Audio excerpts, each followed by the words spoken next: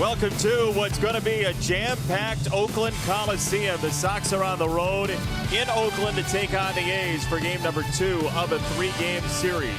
3 tickets here tonight. They're expecting 50,000 plus for the Sox and the A's. Thanks for joining us once again. Jason, Steve Stone along with you. Sox fell in yesterday's game. Run on a Jose Abreu home run. However, the Sox turned to a veteran pitcher today to try and get back in the win column. Miguel Gonzalez has to start throwing the baseball and hitting his spots because lately he's not doing that. This Oakland team is a pretty good team, and you see the matchup with Trevor Cahill going to the mound for his first start for this ball club in quite some time. Miguel Gonzalez, career against Oakland, not good at 0-3. 1-3 for Cahill, but an ERA of 4.21. So both of these guys looking to get on track. The major difference is Oakland is hitting the ball and the Sox are not. Not only is Oakland hitting the ball, but they're hitting the ball out of the ballpark. One of the top home run teams in Major League Baseball. We saw it last night. This lineup is loaded top to bottom. They're hitting the ball well, and they're hitting the ball a long way. You take a look at Chapman, Davis, Lowry, and Olsen. This year, those guys are on fire. Second in the AL with 23 home runs. We saw it on display. They've got left and right-handed power. They're not going to steal a whole lot of bases. They're just going to try to bomb you. And last time we saw this kind of crowd here, they were putting on the pads. They were banging heads, and the Oakland Raiders were here. Not tonight. They've given away all these tickets. The hot dogs and the beer will be flowing, and Oakland will have a full house. That their team is excited. 50th anniversary of this building, and tonight we celebrate 70 years of sports coverage on WGN TV. Special White Sox highlights spanning the decades for you throughout the night.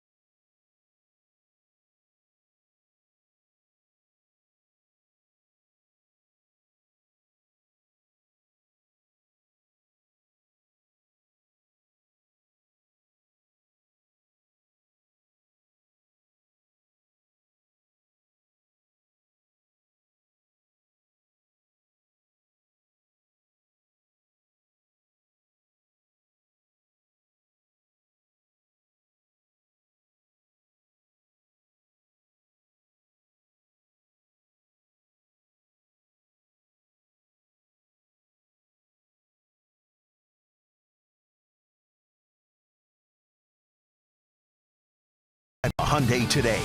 Xfinity has the largest gig speed network, serving more homes than anyone else. Ford, inviting you to visit your local Ford store or buyfordnow.com. Blue Cross Blue Shield of Illinois. Choose Blue Cross and Blue Shield of Illinois, the card to carry through it all.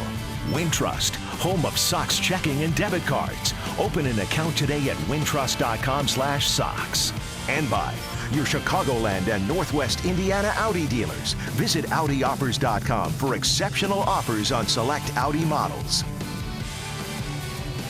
Powder blue unis for the Sox tonight, celebrating the 50th anniversary of the Oakland Coliseum. And as we told you, we are celebrating 7 decades of sports coverage on WGN. 1967, you may remember, was an exciting year to watch the White Sox on WGN.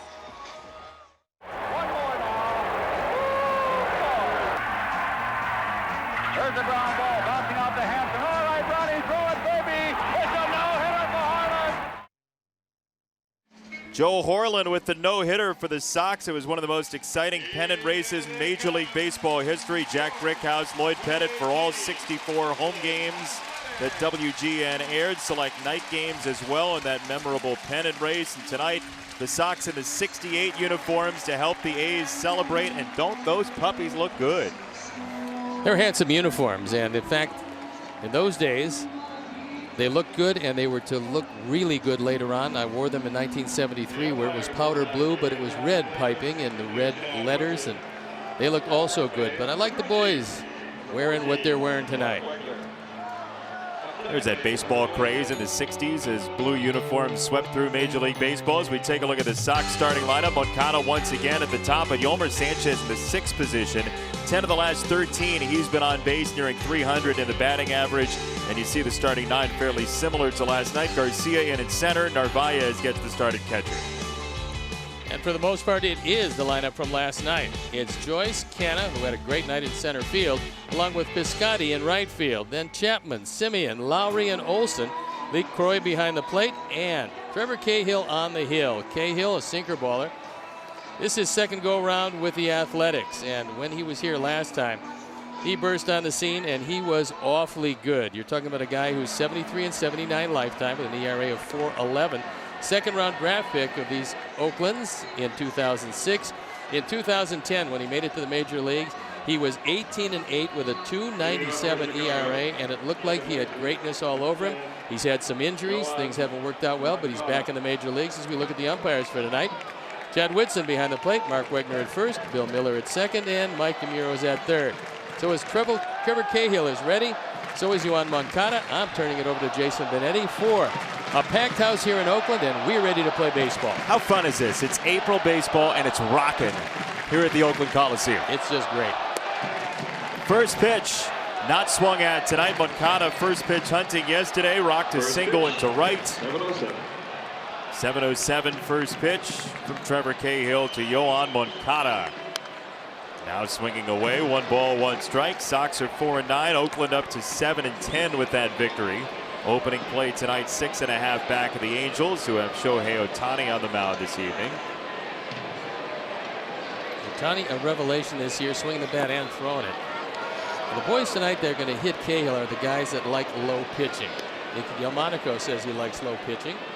Certainly thigh high and below. Tim Anderson says he likes it down, so we'll see. Cahill historically throws the ball down consistently, but comes up by design for the wipeout. Check swing ball low. Yoan ahead 3-1 on Cahill, who's just up from AAA Nashville after a couple of starts there, filling this start, a former and current Oakland A team he came up with. 3-2. A couple of years ago, he was an anchor in the bullpen for the Cubs. He was on that World Series team. He was 4-4 that year. In 50 appearances, ERA 2.74, and he was very good for them. That was 2016, their World Series champion year. 3-2, check swing, and Moncada did not go. It's a leadoff walk for Yoan. As we tell you that free T-shirt Thursdays are back this season. Be one of the first 10,000 fans in attendance every Thursday home game to get a specially designed shirt. Get your tickets at whitesox.com today. It's a good combination to run against. Cahill is not the quickest to the plate. He does at times have a long, slow delivery. Maybe he's adopted that slide step. Lucroy is good, but not great. He handles pitchers very well. He blocks pitches, as we saw last night. But as far as a rocket arm, it's a good arm, not a great arm. He balances that out by being pretty quick to second base in terms of pop time as Garcia fouls the ball away. One of the problems when you're facing Cahill is that he throws a lot of sinkers, meaning he's going to throw a lot of ground balls. In the early going, that could translate into line drives and fly balls because the sinker won't be sinking quite as much. These are fairly stylish uniforms, as you see. The green, the cutoff sleeves, and bright white here at home. Those are great. Yoan's off, throw to second is high, and Moncada steals second base. So his second swipe of the year has him in scoring position here in the first. Anytime a base runner gets on, you're going to run on this combination.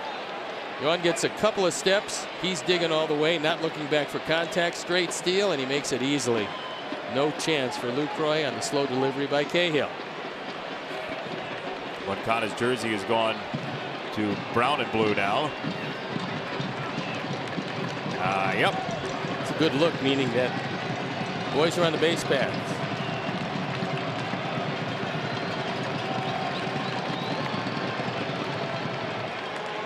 This feels like a playoff game.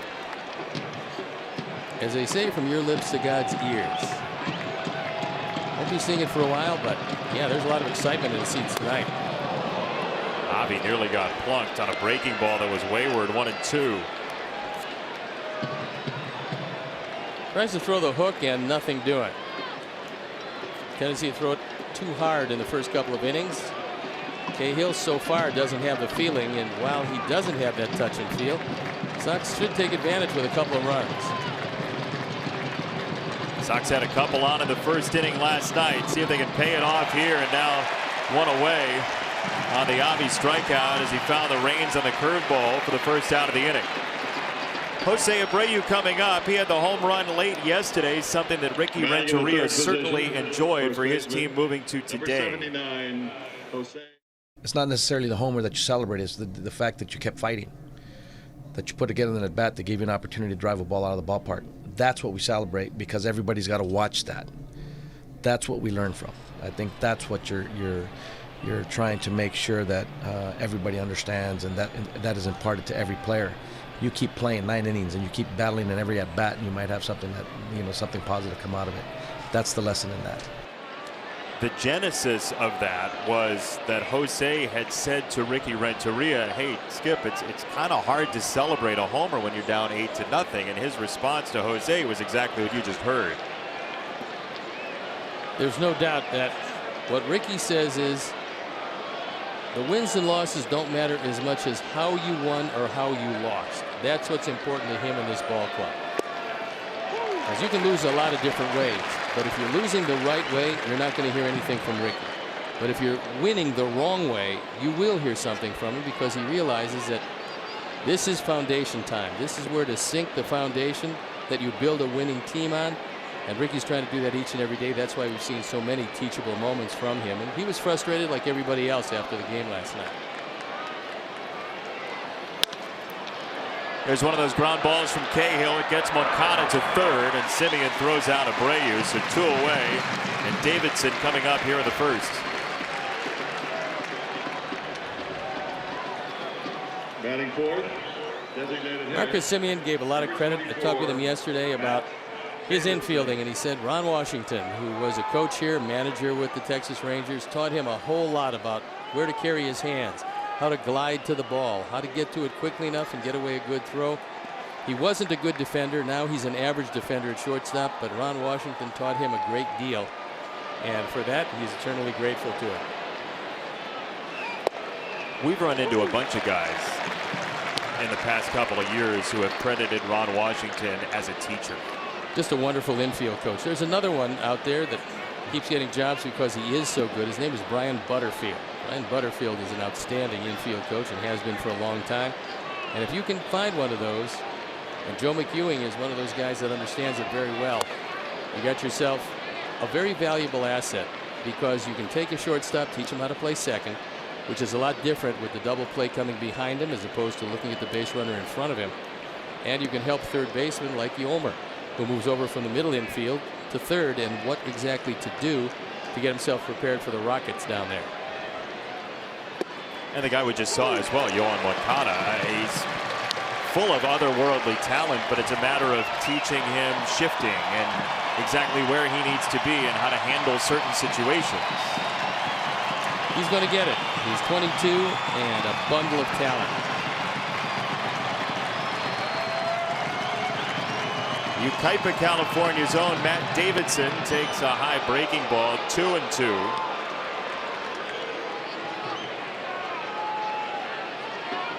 In 2009, Trevor Cahill was 11 on the top 100 prospects list. That shows you how well thought of he was. He followed that up with that 18-8 year, by far his best in baseball.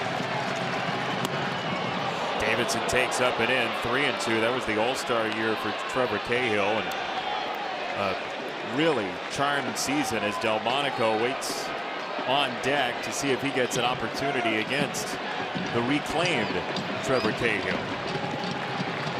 As long as you're healthy and you've had any success in the major leagues, you're going to get another shot at it. Breaking ball grounded to third. Chapman is there, and the inning's over. Leadoff walk does no harm to Cahill after a couple of ground balls.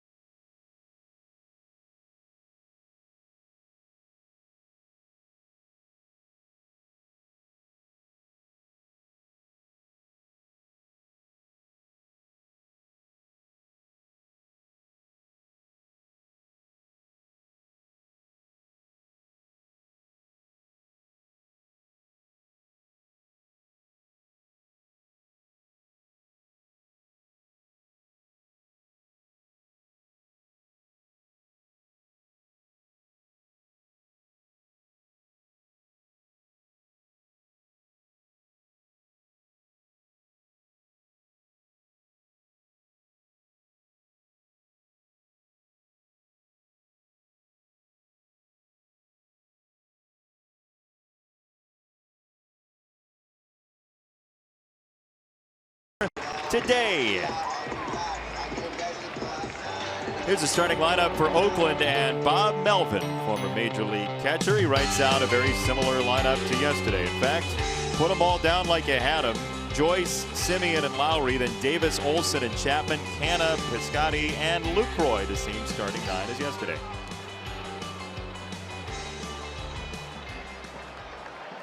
Defense is Delmonico, Garcia, and Garcia, along with Sanchez, Anderson, Moncada, and Abreu. Narvaez gets a nod behind the plate, and Miguel Gonzalez on the hill. Wearing those nifty powder blues, celebrating the 50th anniversary of the Oakland Coliseum, and ball one to Matt Joyce is his first act tonight. It's got some power to all fields. Last night scored a couple of runs and doubled to lead off the game. In the air, right field side, where that double went yesterday. Garcia's under it, one away. Miguel Gonzalez looking for some consistency, and hopefully tonight he can find it. In 2 starts, the ERA is 8.68. Opponent's hitting 3.64. That's not good. This is a tough team to struggle against because there's power up and down this lineup. So you're going to give up home runs. What you can't do is walk anybody to give up 2- and 3-run homers.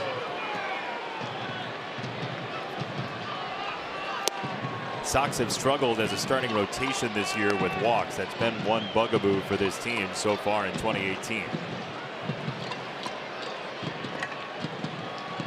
Luis Garcia just moved back in center field. He was a little too shallow. Simeon's got power. 1 for 4 last night with a run scored, a walk, and a strikeout. Just short of 75 at bats on the year so far. Oakland second in the American League in home runs, with power up and down this lineup.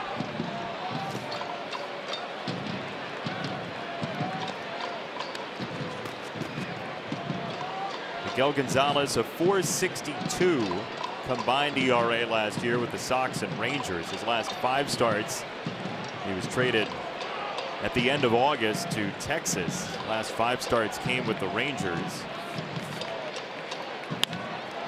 On the ground up the middle, the shift is on. Moncada is there, and 2 away. We mentioned this is the 50th anniversary of the opening of the Oakland Coliseum. There is the box score from game number 1.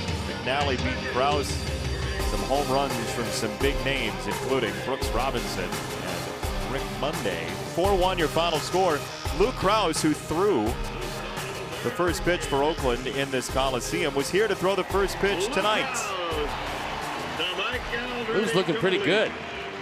It's pretty spry for a man that threw the first pitch 50 years ago. He was a revelation when he first signed his first game out of high school. So contracts in those days gave you the opportunity to pitch with the big league club before you went to the minors sometimes. His first start was a shutout. That's pretty good. No, he came up with a lot of acclaim.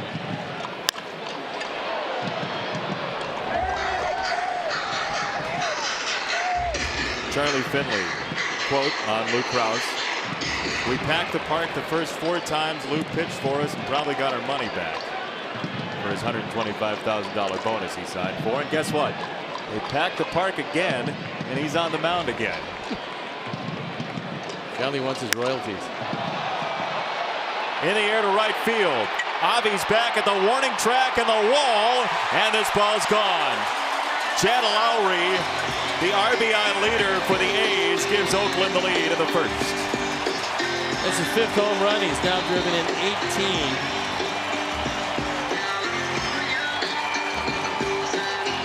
Lowry's very consistent from both sides of the plate. All of his power comes as a left-hand hitter. All of his 5 home runs are from the left side. So Omar wants it up. Miguel gets it down. Then Lowry hits it out. His RBIs evenly divided between both sides, but the home runs, all 5 is a left-hand hitter. Breaking ball to start off Chris Davis. Well, you said it. Oakland's got pop. Just don't walk anybody in front of him. You can live with a single and 1-run homer, but no walks, meaning it's just 1-0. Lowry had a full year last year where he was healthy, and the same thing this year so far. And the Athletics know if he does stay healthy, he's going to be a force in the 3 spot. Because he's got big protection behind him. You don't want to walk him to get to Chris Davis, who hits homers in the 40s every year.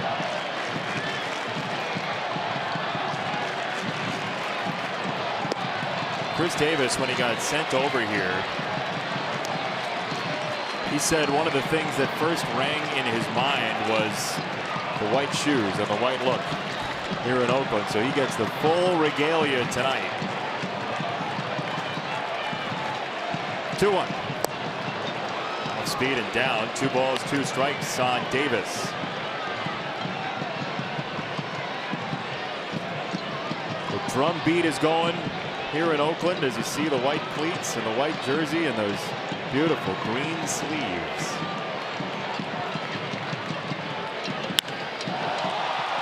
Well hit center field. Garcia was playing in right center, and at 1 hops the wall. Davis into second with a 2-out double.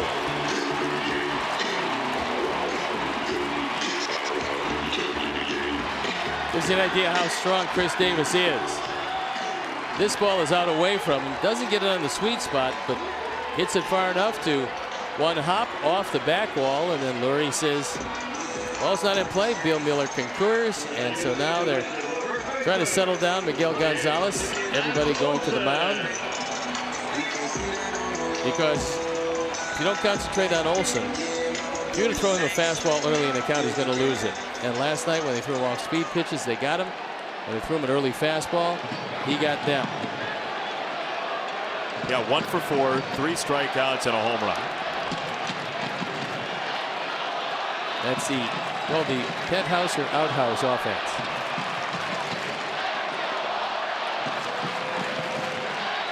What's in between? For Olson, nothing.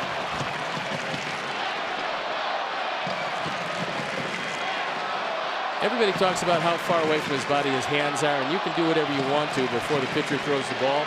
And his hands are straight out in front of his body, but they have to drop into the hitting spot before he can even think about swinging the bat. So he'll bring them back in, which he does, He's got a classic uppercut swing of a home run hitter.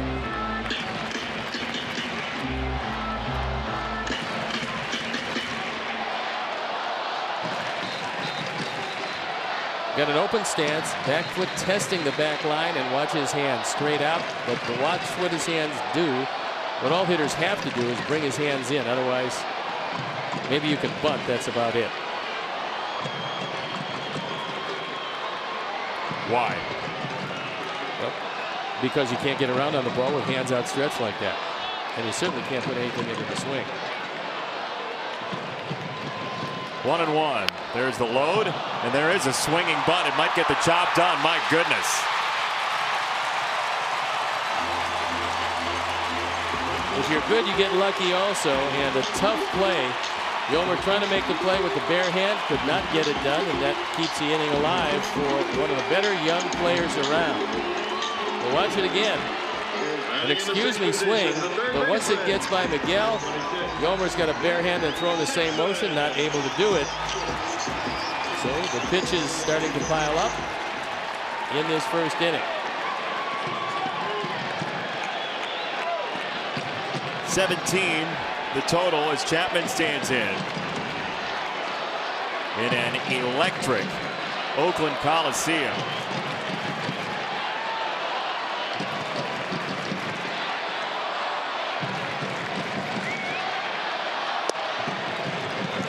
That was not called a strike. 1-0. That was a very good pitch. Unfortunately, did not get the benefit of the call.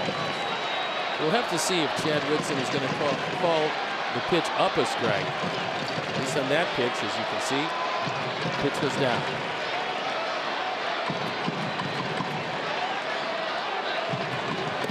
As we've talked about this year, the umpiring has been very consistent to start the 2018 season, and it's not easy. It's not an easy job. No, and when, look, when a call that you expect goes against you, there's nothing you can do except get the ball back and go right back at it. You can't be distracted, and he's behind a very strong hitter now, 2-0. Chapman takes a strike, 2-1.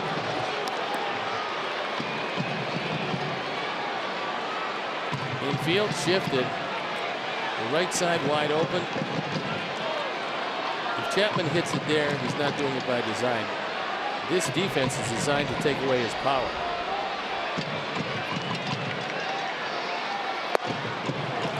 Outside, 3-1 on Chapman. And the question here is at 3-1, there's no doubt Chapman's a better hitter than Canna, who's in the on-deck circle. Not that he's a bad hitter, it's just that Chapman is an excellent hitter. In other words, be careful here. Davis at third, Olsen at first, 3-1. That's inside ball four. Bases loaded, Canna coming up, and we remind you that you can join us as the Sox take on the Astros Saturday, April 21st, 6:10 p.m. First 15,000 fans get a White Sox quarter zip pullover presented by Guaranteed Rate. Your trusted teammate throughout the mortgage process. Get started today at rate.com. Visit whitesox.com. You know, if you're wondering what one pitch might do in an at-bat, if you hear us talk about the difference between 2-0 and 1-1, right now in Major League Baseball, starting play today, the league on base percentage after a 1-1 count is 300. The league on base percentage after a 2-0 count is 495. Greg Maddux felt that the 1-1 pitch was the most critical pitch in baseball, the most important pitch in baseball. I differ with Greg only in that the first pitch I believe is the most important, because if you go 0-1, you have a chance to go 0-2. If you're 1-1, quite obviously that ship has sailed, but the 1-1 is still critically important if in fact you're there in the count, because it shifts drastically to the favor of the hitter if you don't hit with that pitch. Canna swinging at the first pitch, lines it to left and dunks it in front of Delmonico. Davis is in, Olsen scores. The A's have 3 in the first.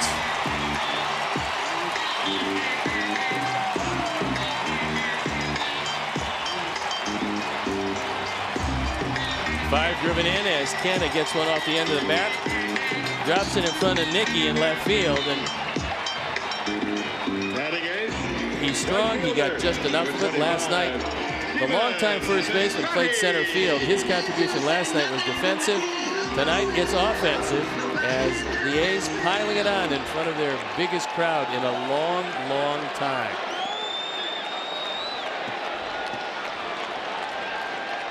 They gave away 200,000 tickets, 200,000 tickets, expecting with RSVPs 70,000, and the belief is somewhere around 50,000 tonight. And boy, is this place jumping. They did open the upper deck all the way in center field, but they said unless they packed everything, they wouldn't open it to the fans. However, there seems to be one lone fan up there in left center field. They used to call them the euchre seats. That is way back there. In the air, right center field. Garcia on the run to the wall. It's off the fence. And Oakland continues to pile on in this first inning with a 5 spot.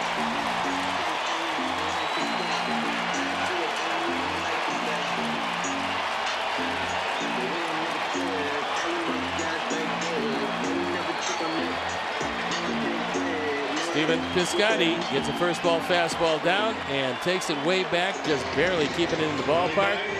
Miguel Gonzalez, who had struggled coming in, is struggling once again off the Xfinity sign.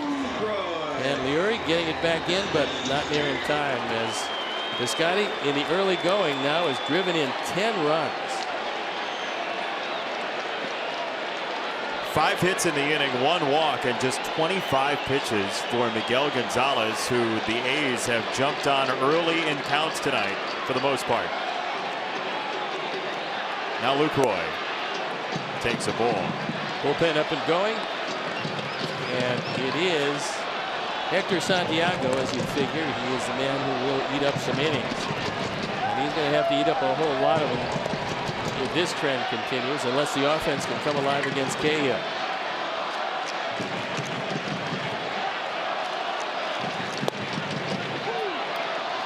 Now look, we talked about the offense the last couple of games. The Sox ran into the Barrios buzzsaw on Thursday in Minnesota. They get 3 days off with the snow, and then yesterday Ricky Renteria talked a lot about focus, and his belief was that the offense he hoped would improve. So there's a lot of time in this game, and if you're going to get an upswing from the offense, tonight would be the night for it. The 24 outs left, and you got a very temperate night as far as what this team has experienced before. So if they are going to break out, it should be against Cahill, and it should be right here this evening. But there's a huge hole already dug.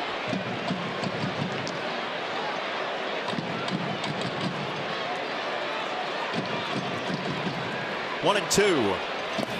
Breaking ball in the dirt.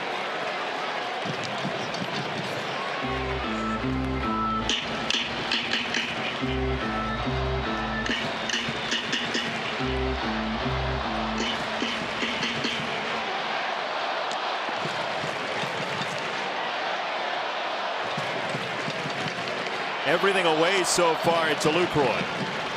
2-2. Fouled off. Miguel Gonzalez, so far this season, one of the trouble spots has been with 2 strikes. You see the major jump, batting average and slugging percentage, late in counts and strikes last year to this year. You're not hitting your spots and you're not overpowering. That's going to happen. You don't expect it, however, with 2 strikes. Those are whopping totals. Double by Davis was on 2 strikes this inning. Lucroy left side. Tim Anderson, long way to go. And he does get the opposing catcher, but the A's throw down with 5 in the first inning. Sox have some climbing in the final 8.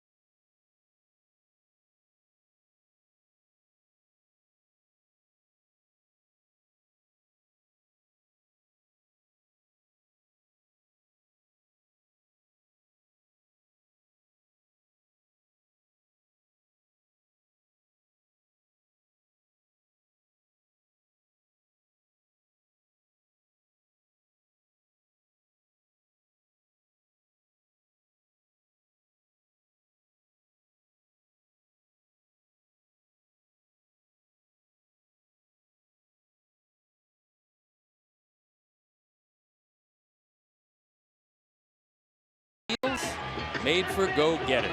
A couple of twos would be nice here for the Sox, trailing 5-0 after one. But as we saw on opening day, you can go down 4-0 in the first 4 batters and still make a really nice game out of it.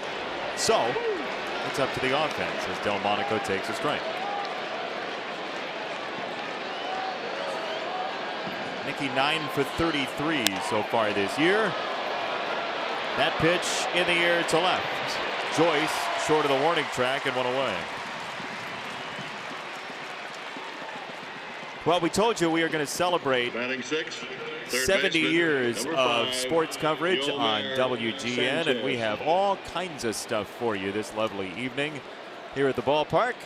WGN continued to cover both teams and televised Minnie Minoso's White Sox debut on May 1st, 1951, when he hit a home run in his first at-bat off the Yankees' Vic Raschi. You might remember him.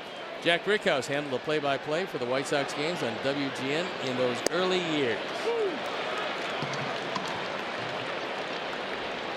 What a partnership it's been with the Sox and WGN and all the sports coverage throughout the years. Some great moments to tell you about this lovely evening.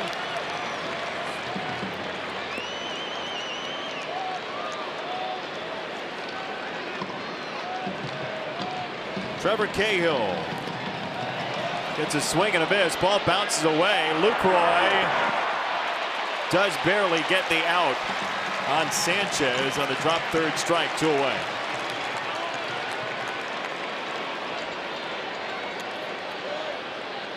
Batting in the 7th position. Yolmer goes after Shortstop, one down, and number Lucroy does a 7, nice job of Tim jumping on it and getting it there Anderson. just in time, with Yolmer hustling down the line, but he couldn't beat the play as called by Mark Wagner. It's a nice play by Lucroy. It was. Nicky hit the ball hard. He got a couple of pitches thigh high. Let's see if he stays down there with Tim also. Tim had 3 groundouts yesterday, including a quirky double play in the second that went from the left side of the infield all the way back across the diamond, and then the return throw to third to cut down Sanchez. These guys hit the corners here, and I'm talking about the Mats. Chapman and Olson, exceptional defensively on both ends. And that's who the A's are building around. Chapman was a closer at Cal State Fullerton, threw the ball anywhere from 98 to 99 miles an hour. Olson picks everything in sight. He's got big power. Nick Capra. Oh. He coach third. Cappy usually makes that play. There's no doubt. He's trying to fire himself up. He said, come on. Might have been playing him too low. Check swing, ball low. No go, says the first base umpire, Mark Wagner. Cahill's curveball right now is very sharp. He rolled a couple in the first inning. The last few he's thrown have been right there where he wanted it. And this is reminiscent of what he did look like when he was wearing that uniform before. His banner year, we told you, 2010, 18-8. That was errant. Trying to heat him upstairs. He was way upstairs.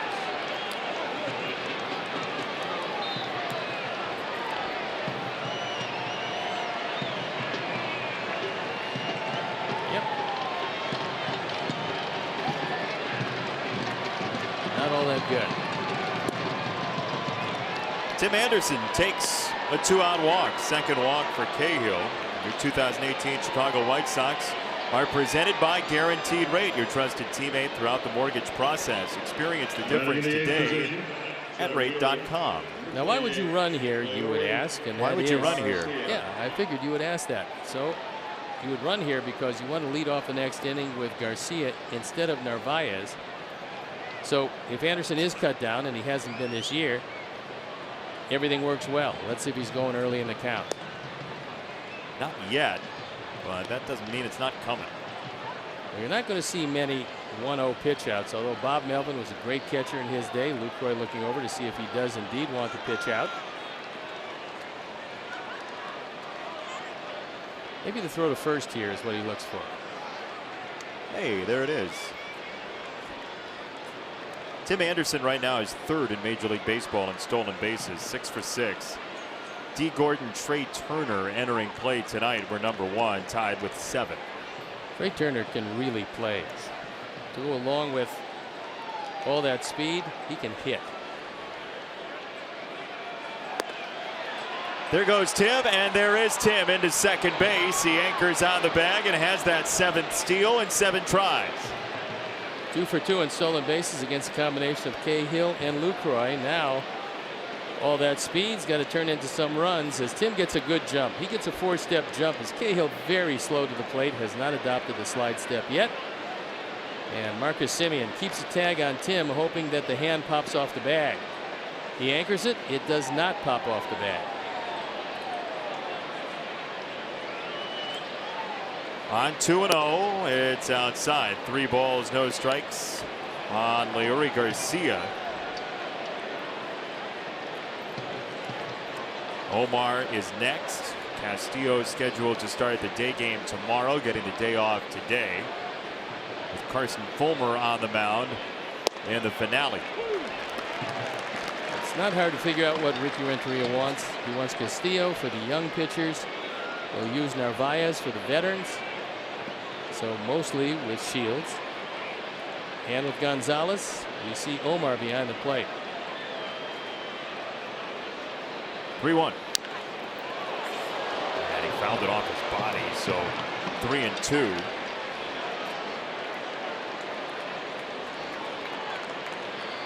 Trying to work out the kinks of that foul ball. That could be an official owie. That's a technical term. You only get 6 of those this year, I hear. Well, if you foul it off the same spot, I don't think your foot's going to take 5 more.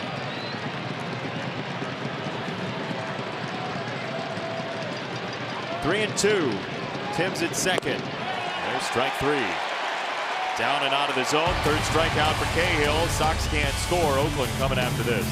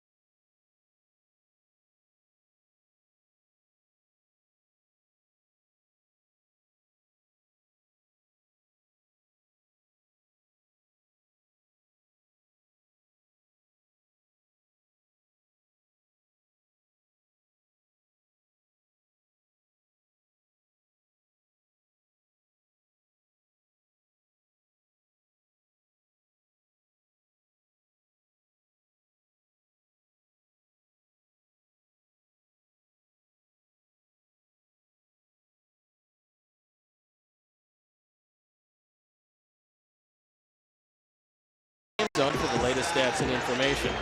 University of Illinois Health, from comprehensive stroke care to a world-class transplant team, UI Health Care is changing medicine for good. Visit uihealth.care. Rabid fan base tonight at Oakland. And there is ball number 1 for Joyce. Free ticket night here at the ballpark. And it is loud.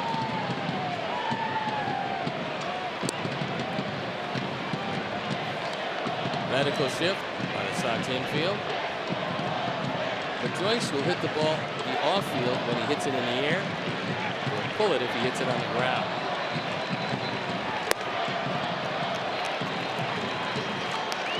This this is one of the guys, even at the top, you would consider giving a 3-0 green light. He had some major power when he puts a bat on it. He's very happy to be here in Oakland.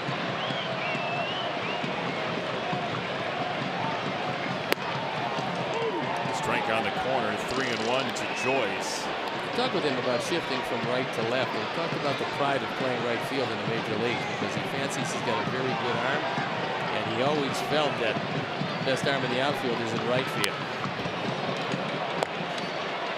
So he had probably a little above average right fielder's arm, but shifting over to left, he's got a plus left fielder's arm.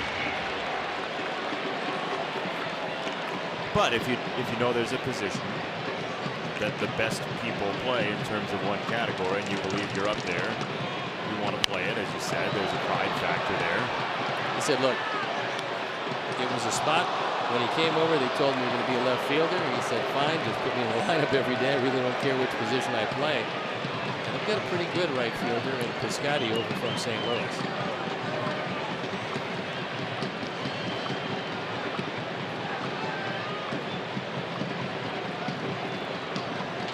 Three and two. It's high and outside, ball 4. Second walk for Oakland. Simeon coming up. Ricky wants some outs out of Miguel, but I don't think he's going to be overly patient because the last thing he wants to do is let this game get away. Realizing there's a day game tomorrow and a quick turnaround, there is an off day on Thursday, so that bullpen, which used a few last night, still fairly rested from all those off days in Minnesota. And Hector Santiago up again. It was 4 relievers last night: Avilan, Farquhar, Volstad, and Bummer. As Simeon pumps this ball into right, Avi goes crumpling down to make the play, trying to fight the lights, and one away. Good play by Avi because I don't think he saw that ball. He picked it up off the bat and then it disappears, and Avi almost has the ball go over his head, but he did the right thing. He got below the ball trying to get an angle on it, and falling over backwards, he did not see that ball because his glove was over his eyes. It happened to stick in the glove. Otherwise, maybe inside the park home run. That's not skill in any way. Sometimes you just absolutely cannot see the ball when it goes through that path of the lights. Yeah, I mean, you track it, and then it gets into the lights, and then you don't see it anymore. Lowry, who homered last time.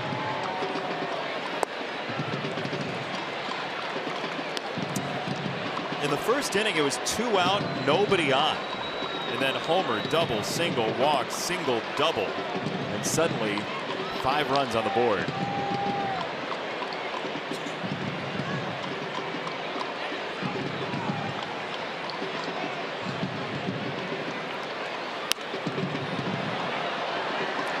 Told you about that home run. Here it is, the first. Kelly wants his royalty.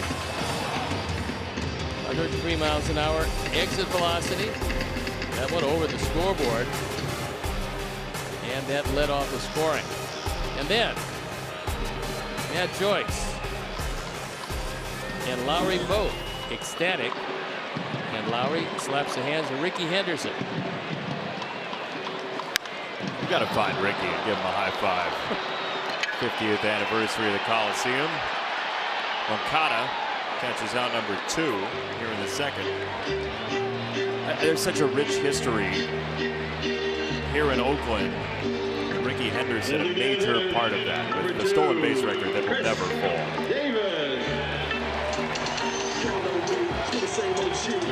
He's got the field named after him, Steve. I'm not sure if it would fall to put 2 guys together with the way they are handling stolen bases these days. Ricky could run at will and did. But these days, maybe 1 guy, possibly 2 per team, will get the perpetual green light, and managers just don't like to give up outs on the bases anymore.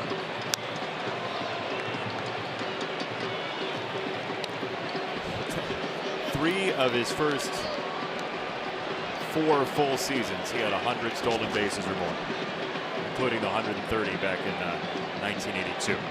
Being in a stretch and looking over at first and seeing Ricky Henderson, a couple things jumped out at you because I was in that position quite a bit. Number 1, he was really hard to pitch to.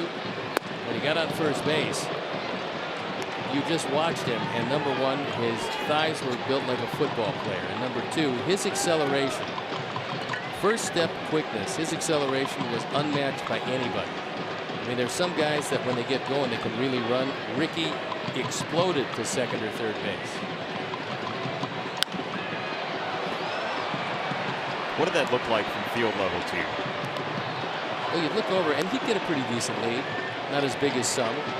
But the amazing thing was, although I wasn't watching when he took off, I tried to prefer to watch where the ball was going in case he came back to me. But like I say, he just exploded. He had the best acceleration I had ever seen. There was one guy that was a little bit like him, but not quite as good. That was Lou Brock. Another Hall of Famer, by the way. And the difference was Ricky took a bigger lead. Watching Lou Brock take a lead, he took, I don't know, an 8-foot lead maybe. And you couldn't throw over there because you couldn't pick him off. And then you throw the plate, and invariably he'd be sliding into second before the ball got there. I don't know how he did it, but the technique was magnificent for both of these guys, especially for Brock, who didn't have the speed, and Ricky Anderson. Delayed throw to second off an even more delayed steal, and Joyce is out. Sox will take it, say thank you, and go to the third. This day in A's history is done.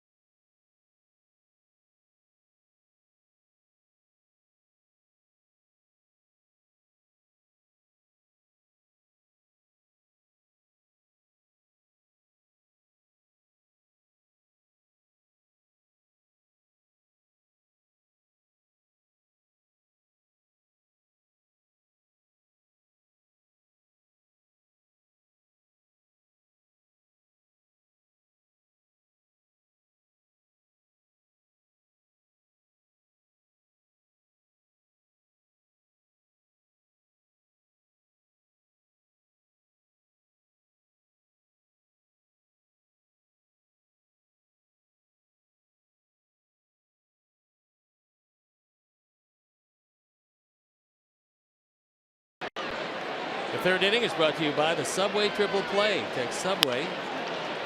After this ground ball, you can text Subway. You do it now. Yeah, you can do that. Text Subway to 97999 with 300 texter wins a $30 gift card. Subway. So much sandwich. Well, we told you this is the 50th anniversary of the Oakland Coliseum, and to celebrate, they're playing Peter Gabriel's Sledgehammer during the break. Evidently, we're going backward in music time, too. It's not so bad. It's a great song. Beat Shock the Monkey. Most does. Well, Monkey is especially grateful. Here is Moncada, who took a walk in the first inning and flashed a bunt. Well, that's really a good play. Not that it's going to be successful against Chapman, because you got to make a perfect bunt as strong as his arm is, but because the advanced scouts, if they put in the book that Moncada will bunt, that third baseman is going to have to stay in for 2 strikes.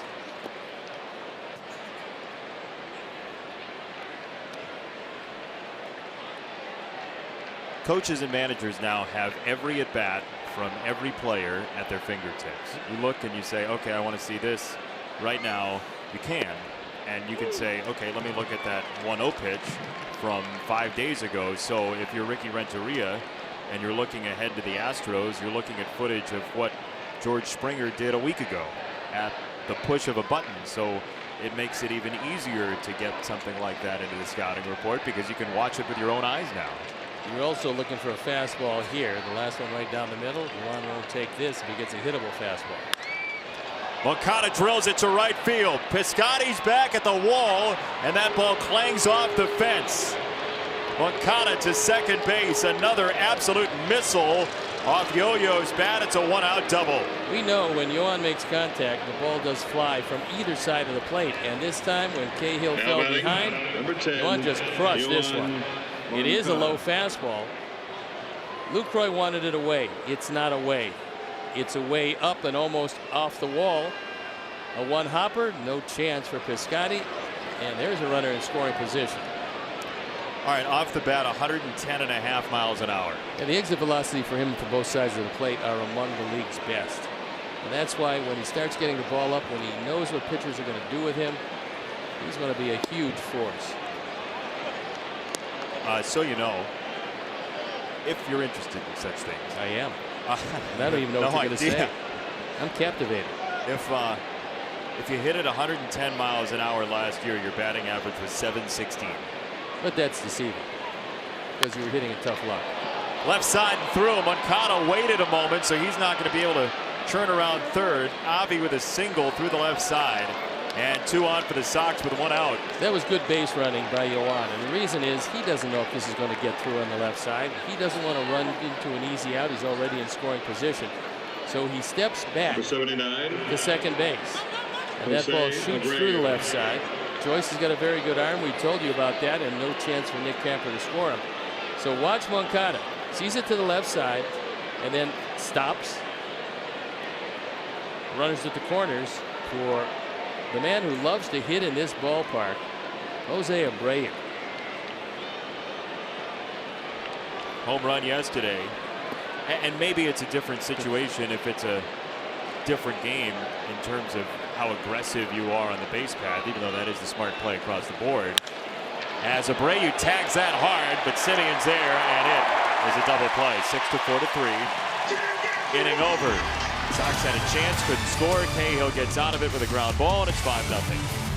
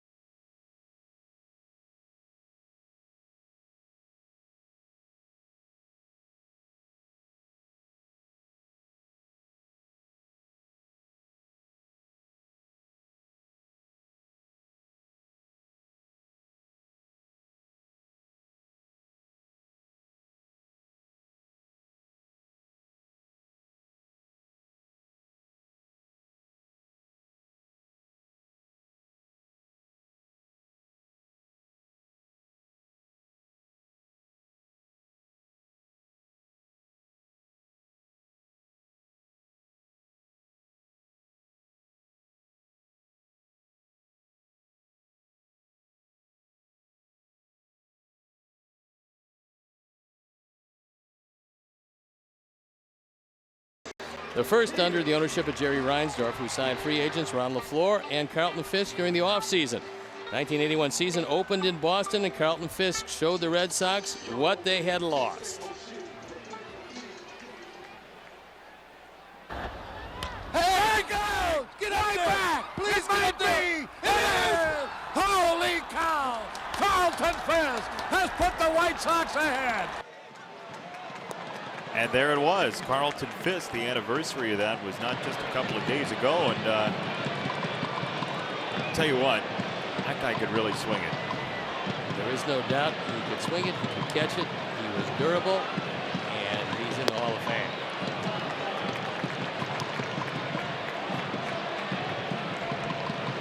Ball and a strike on Davis, who doubled and scored the first.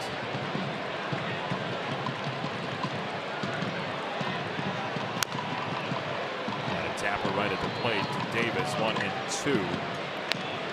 A couple of games going on around Major League Baseball. We told you Shohei Ohtani throwing for the Angels tonight. The Red Sox have 3 against him. Phillies are up 3-1 in the 10th inning. Gabe Kapler has brought the Phillies back from Boo Land early in the season as Gonzalez paints the corner for strike 3. First strikeout for Miguel, 1 away. Gabe Kapler said, this is interesting and candid. He said that he heard the boos coming from the Philadelphia crowd after he gave Aaron Nola that hook prior to 70 pitches early in the season, and he actually took it into account. So many times managers say, yeah, I tend not to listen or whatever it might be. Gabe Kapler said, look, if people are trying to tell me something, I've got to listen. And the lesson that he took from it, in part was, not that he was crazy, even though some people think he is, that if you don't explain to people what's going on, they're going to really struggle to understand it when it's not familiar. And so he's tried to get out in front of some of the more quirky moves that he's made. And it has, at least in the win column, been smoother sailing right now for the Phillies. As delightful as Gabe Kapler is, he's a smart guy. He's learning his craft as a manager. He's learning it on the job. Fans don't expect explanations. They expect wins, especially in Philadelphia. If he wins, they won't boo him. If he doesn't, they will boo him, and he can explain it till the cows come home, and it won't matter a lick. Right, but there will be some games where there's a tipping point that he might be able to massage. Yes, and if they win, they're fine. I don't think it's as simple as that. Well, you haven't spent much time in Philadelphia. Oh, no, I have. Okay, we're going to go there sometime, and we'll see what happens. Just on an off day, you and me? Sure, because they have a wonderful, I mean, the history is just great. You walk down, you get to look at all kinds of things, you get to walk where Ben Franklin walked. So if you go to France, and you walk, you know, it's great. And they got a pretty good ball club, by the way. And Aaron Nola is going to be a terrific pitcher. You just don't think he should be pulled after 68 pitches. No, probably not, and I don't think it's going to happen again. He lost a tough ball game. That's one of the better pitchers around. I think it might happen again. Not after 68, it won't. But he's explained it now. Yeah, that's good. They like that. They love explanations. 3-2. Is popped up left side of the infield. Yolmer leaning, makes the catch. The leaning tower of Yolmer. We're on number 2. Number 26, Matt Chapman. Here's Chapman. Things a lot different since a leadoff walk to Joyce and the base running mistake that got Miguel out of the second inning. He's retired 4 straight. And this is something that Ricky and Don Cooper really like. They want him to go deeper in the ball game because the turnaround tomorrow is very early. The 12:30 game out here, 2:30 back in Chicago.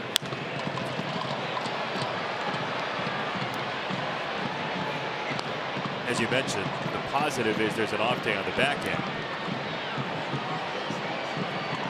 And then one of the league's best comes to town. And that's the Houston Astros. That's a 3-game series over the weekend, the 20th, 21st, and 22nd of April. Got to come out and see that club because you're seeing one of the league's best. However, they are looking up at the Angels, which is very surprising to a whole lot of people who already awarded the division to Houston after a big last year. Good placement on 1-1. It's 1-2 for Chapman. Sox got a great outing from Reynaldo Lopez. A Sox high 10 strikeouts for him. Talking with a lot of the folks on this Oakland staff, and they were really impressed, and why not? Ray Fosse, one of those guys who, along with Glenn Kuiper, is the television team of the Oakland Ball Club. He said, something that we know, this guy's got an electric arm. 2-2.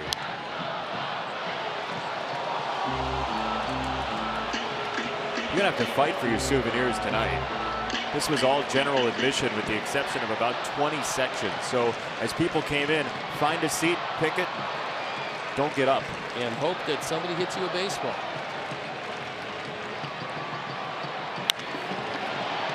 Like that. Tim's got a souvenir. 1, 2, 3 for Miguel in the third.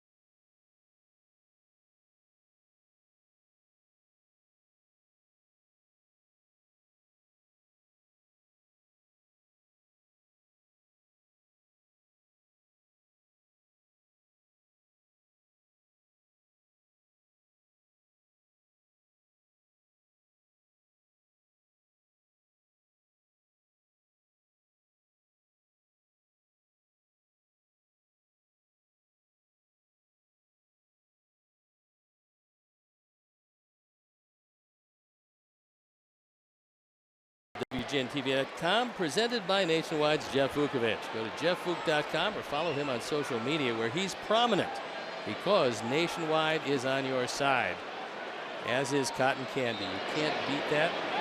Jack Ruby's favorite, and he still has teeth. Davidson a liner to right field, and that drops in. Piscotty got there quickly. And Matt Davidson is 1 for 2 with a single that he bashed toward the corner. You love to see Matt going to right field. A nice job by Stephen Piscotty in right field because that could have easily been 2.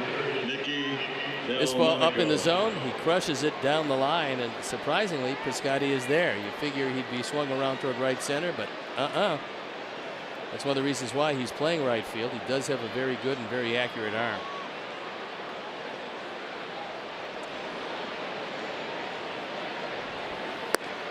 Sox have had a base runner, at least one, in every inning so far tonight. The bad break was that Abreu could hardly hit the ball any harder than he hit it last inning. Unfortunately, Simeon right there for an easy 6-4-3. That easily could have gotten through, and it could have yielded a big inning. But that's part of the luck of the game. In the air to left. Joyce back toward the corner, and he is there. The ball was hit hard, too, by Nicky. His second fly out to left and one away. Nicky's hit it hard twice. One time right at the 367 mark, almost on the track, and that time down the line toward the 330 mark. Number 5. But Joyce there to make the play. Sanchez. The two hard hit balls, and Nicky 0 for 2 to show for it. You want the good news or the bad news? Well, my boss likes to hear bad news quickly. Well, the Sox came into this game 0 for their last 15 with runners in scoring position the last 3 games. And the good news? No, more bad news. Oh. They haven't scored yet today. Good news is, with Moncada at second base in the third, Avi single, which means the Sox do have a hit with runners in scoring position tonight. There you go. Now they have to break through.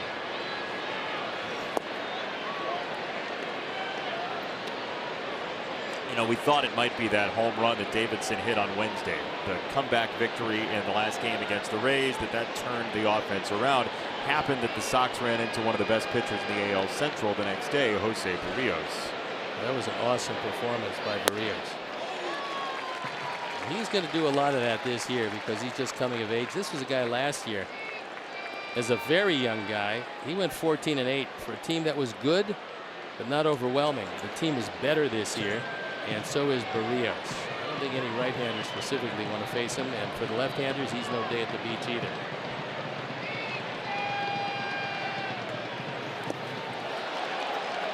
Yolmer, for the second time, swings at a drop third strike, and this time he gives himself up. So Davidson to second base, 2 out, and I don't know that Yolmer knew that there were 2 strikes. Watch it again. Yolmer takes a look at it, realizes first base is occupied. So, you know, he just watches as Davidson moves into scoring position.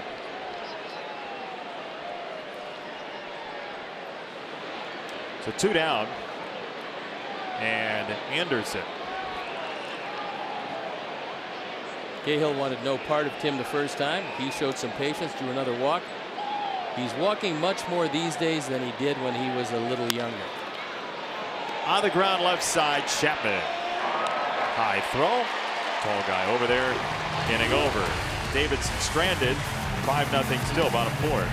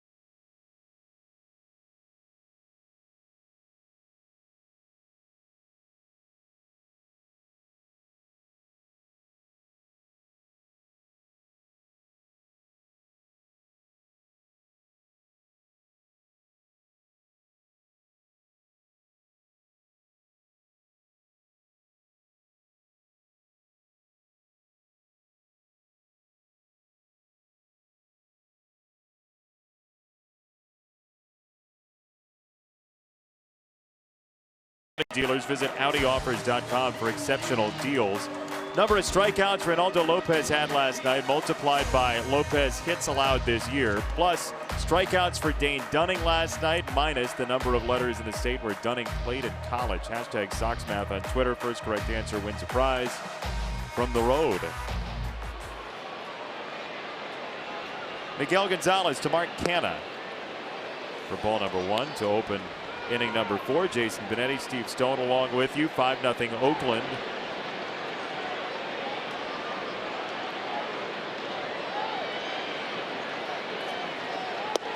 And there's a breaking ball strike. 1-1 for Canha, who singled in 2 in the first inning.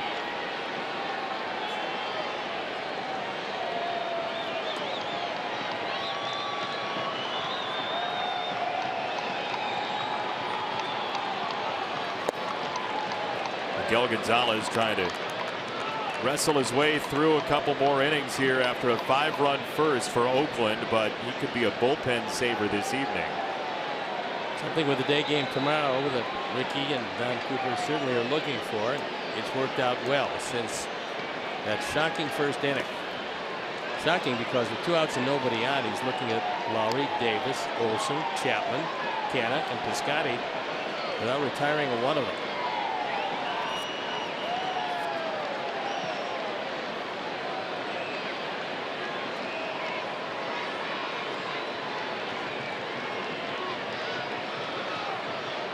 Two and 2.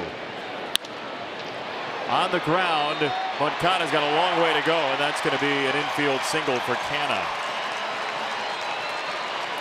Even if Yuan comes up with it, when the second baseman is sliding on the third base side of second, trying to come up and get it and get it to first base is not an easy thing. He ranges wide to his right and then has the ball hit off him, and he's fine after staying down for a little equipment adjustment. As you can see, the uniform, the leg on his left foot was in improper position. Pant leg, that is, not his leg. It's, of course, on the left side, as it usually is. Doesn't have a lot of choices. No. Nope. That's not an elective. Leg placement and home ec. Canna at first, nobody out. Piscotty. And a throw to first. Scotty's had a good series. He's hit the ball as hard as anybody in his lineup. A couple of hits on a line drive last night to go with that ringing double here in the first inning, culminating the scoring to that point.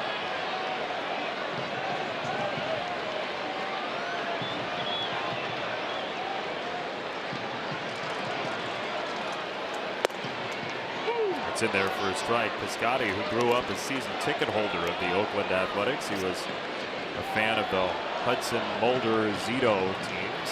Can't blame him there. It was some threesome at the top of that starting rotation. Of course, you read Moneyball and you hardly realize they existed.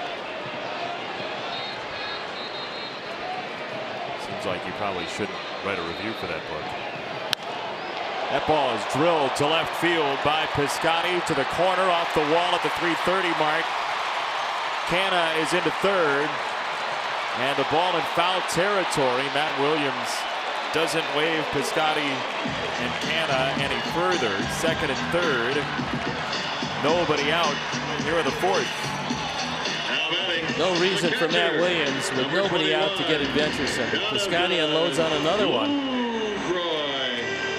Last year he hit .235 with the Cardinals. Played 107 games. He was injured. And he's had some very good moments with St. Louis. They decided they were going to get him over here, and he's paying some early dividends after an injury-filled 2017.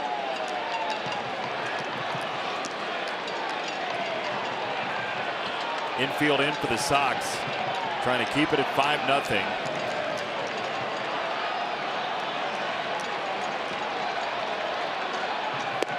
Breaking ball for a strike. So when you're looking at where you've got to hit it for a sacrifice fly, look for the rainbow. Green is really good. Yellow is in the middle. Red is don't run. It takes into account arms and the speed of the runner at third, Canna. You can't really give up on anything here in Oakland because there's more foul territory, as we've talked about in the game last night and tonight. This is the most foul territory in all of baseball. Plus, the warm-up mounds are in the field of play, and that's really difficult for outfielders or first basemen going over there toward the mounds. Hector Santiago loosening up for the third time, so he appears to be ready to go if Miguel needs some help.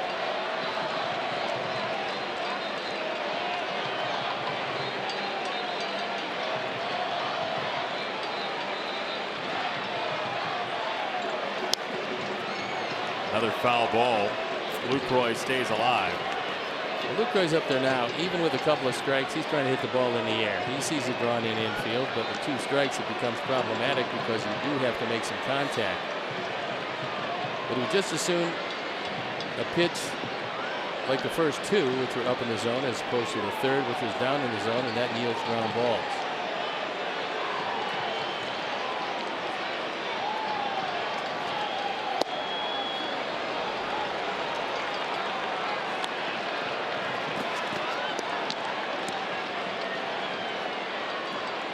Ball and 2 strikes from Gonzalez to Lucroy. Canna at third, Piscotty at second. Nobody out for Oakland in the fourth.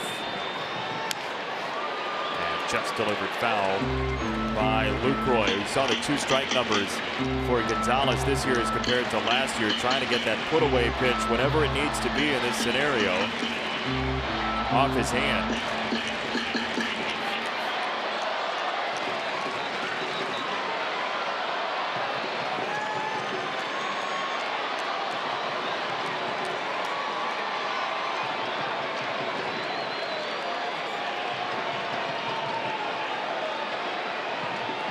1-2. On the ground, up the middle and through the drawn-in infield. To score, it's 7-0. Good piece of defensive hitting by Jonathan Lucroy. He just waited back, shortened up on the back, took a short stroke and punched it through the drawn-in infield. And Ricky Renteria coming out. That is going to be it for Miguel. Quick short stroke, just trying to make some contact. He realizes there is some room up the middle, takes it right back through the middle, and drives in just his second and third run of the year. So disappointing outing for Miguel Gonzalez as Hector Santiago comes in. Miguel Gonzalez walks out, so will we. We'll be back. Gentlemen coming in to pitch for Chicago.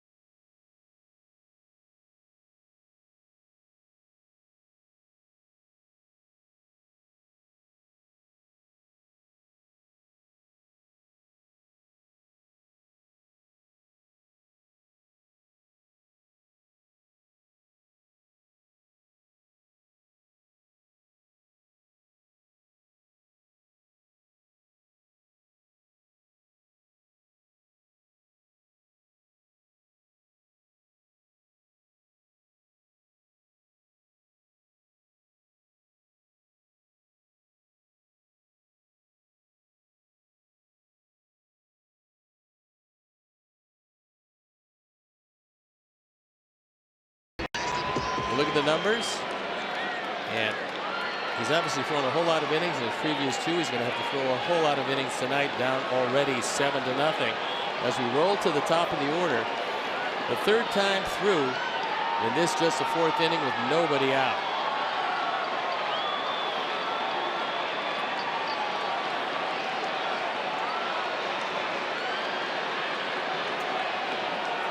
Santiago to Joyce, and a tie for ball one.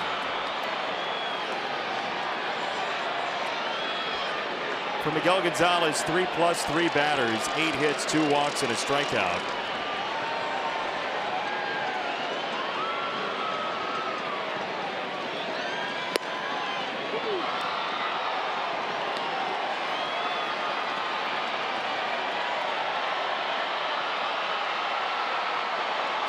Let's look at a very disappointed Miguel Gonzalez.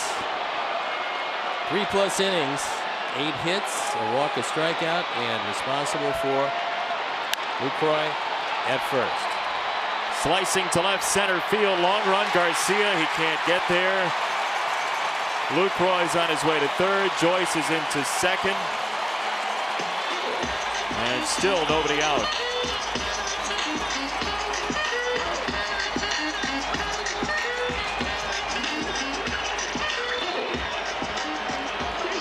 This one slicing away from Garcia. Fastball low and probably on the outer half where he can't get to it. The runners move up into scoring position and the inning rolls along. It's 4 straight hits.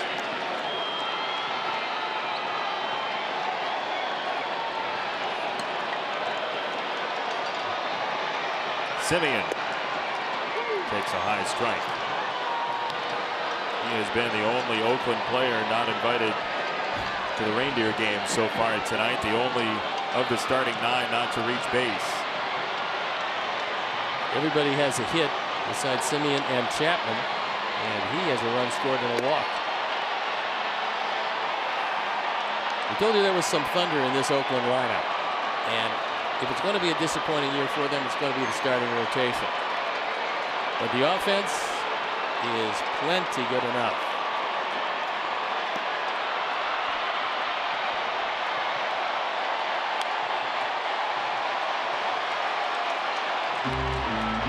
Hey, join us as the Sox take on the Twins Saturday, May 5th, 6:10 p.m. First 20,000 fans get a Los White Sox soccer jersey presented by Coca-Cola. Taste the feeling. To purchase tickets, visit whitesox.com. A Los White Sox soccer jersey presented by Coca-Cola. 1-2. To right field. Javi's back on it. Lucroy at third decides to tag. He's on his way home. Throws cut off. Joyce to third, and it's 8-0 Oakland. Sac fly for Simeon. Simeon now is driven in 10, and he's having a big year in the 2 spot. Now batting second baseman. You mentioned the offensive skill for this Oakland team. Here are the team batting average leaders since 1969. This season at 263rd in the American League. They've gained 11 points over the course of 49 years. Took a lot of hits to gain 11 points in 49 years. Steady incline. Here's Lowry. Just about the time you think you get a break by turning Lowry around, you do from the power department. See those numbers? A lofty 405 on base percentage. 597 slugging percentage. So right-handed, he's hitting 375. Just hasn't hit the ball out of the park. But 8 of his 18 runs batted in has come as a right-hand hitter.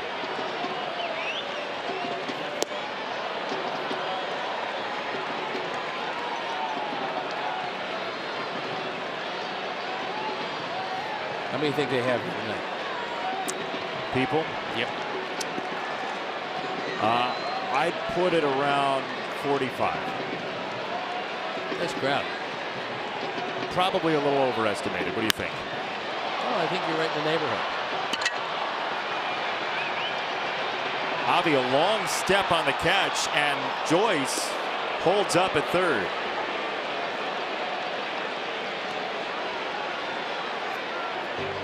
Surprised he didn't go? Not really. And the reason is he might have made it, Designated hitter. but what happens if he runs and he gets hurt? I mean, this game is, at this point, starting to get out of hand. So Matt Williams figures, you know what? You got Davis coming up and then Olsen and Chapman. So why risk it when you don't have to? You know, look, if Lowry loses the RBI title by 1, it'll be on Matt Williams, but odds are he won't. But if he does, yeah, there'll be heck to pay, certainly. How do you go about doing that? Remitting that bill? You just say what the heck and go on with your life. Put it in the till and off you go. That's what you can do. 1-0. Is in there, a strike.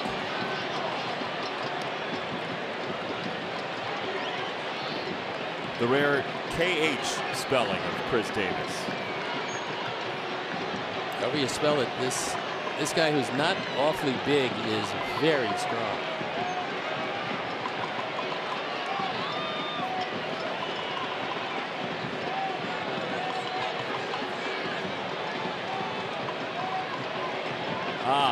Like the band and whatnot. I saw the best concert of my life right here.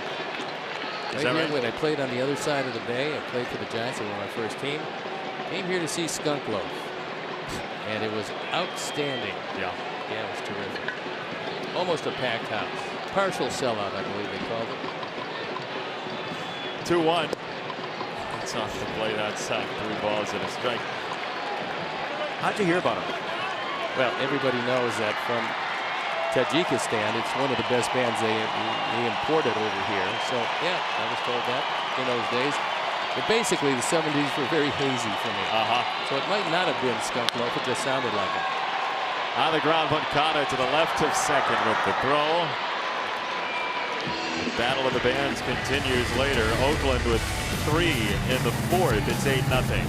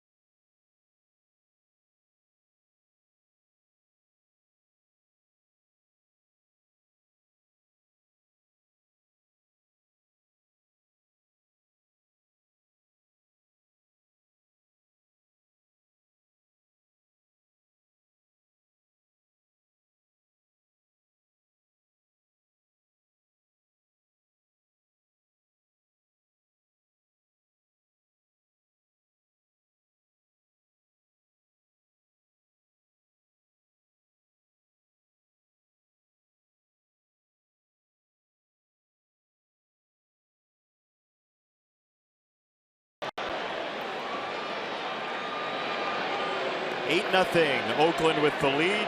Still some outs to play with for the Sox against Trevor Cahill, the 30-year-old, who's given up at least a base runner in every inning, but the Sox have not been able to convert so far. Let's see if that changes here as he pumps in a strike.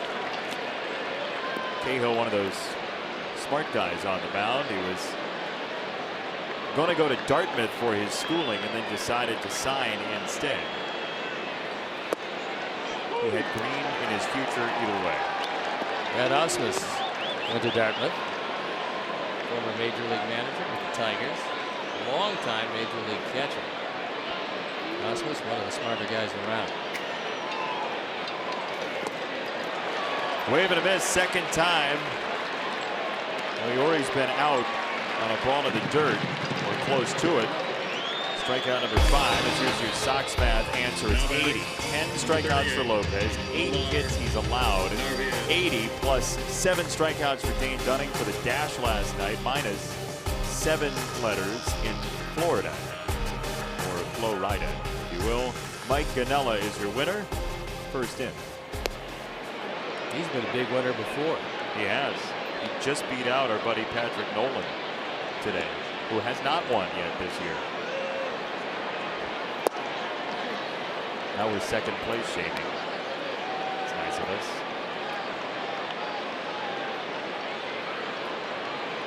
Two-0.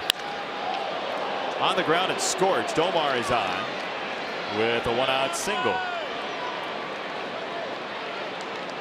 When the White Sox won the American League pennant in '59, WGN televised all home day games and 2 road games. Jack Brickhouse and Vince Lloyd called the games, including the clincher against the Indians in Cleveland. WGN covered the Sox triumphant return to Chicago with air raid sirens blaring, signaling the first World Series for the Sox in 40 years. How about that crowd there waiting? Pretty amazing. The Go-Go Sox, and they could run, they could put the bat on the ball. It was a very exciting team. Jack Brickhouse and Vince Lloyd, both of whom I worked with. Very good fellows, very talented guys. And they had a wonderful year in '59 for the Sox, so did WGN.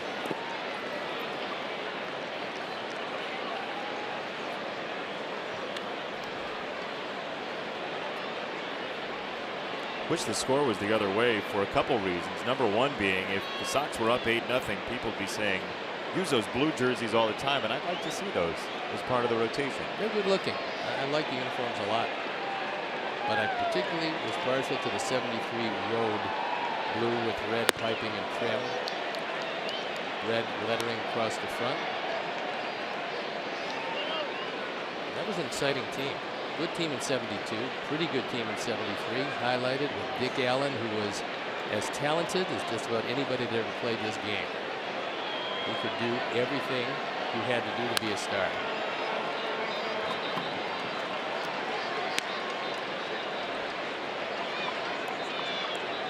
Also, we might a little later on tell you about my greeting to that team and how Dick Allen played a part in welcoming me to the ball club.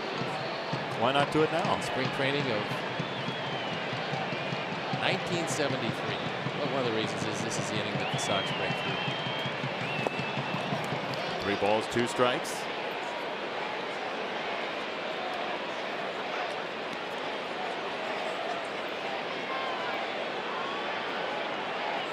There's Avi. Abreu to follow. Sox trying to figure out Cahill and get a run across with some opportunities again tonight. 3 balls, 2 strikes. Narvaez at first and strike 3. There was a floater up in the zone. Yuan swung through it. He thought he should have hit that one, and that was a mistake by Cahill that he got away with.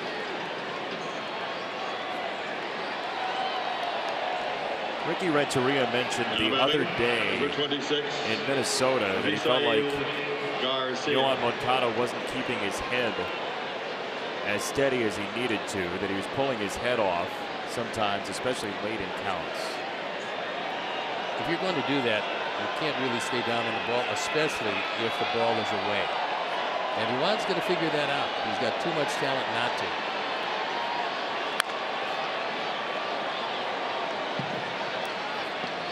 You were talking about the road uniform from 1973 with the extra red in it. That is a good look.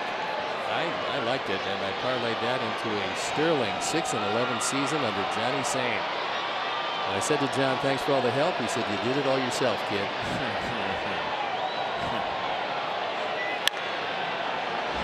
the air. So kind. In the air to center field. Canna is underneath, and that will do it. Sox get another hit, and Narvaez left on. 8-0 after 4.5.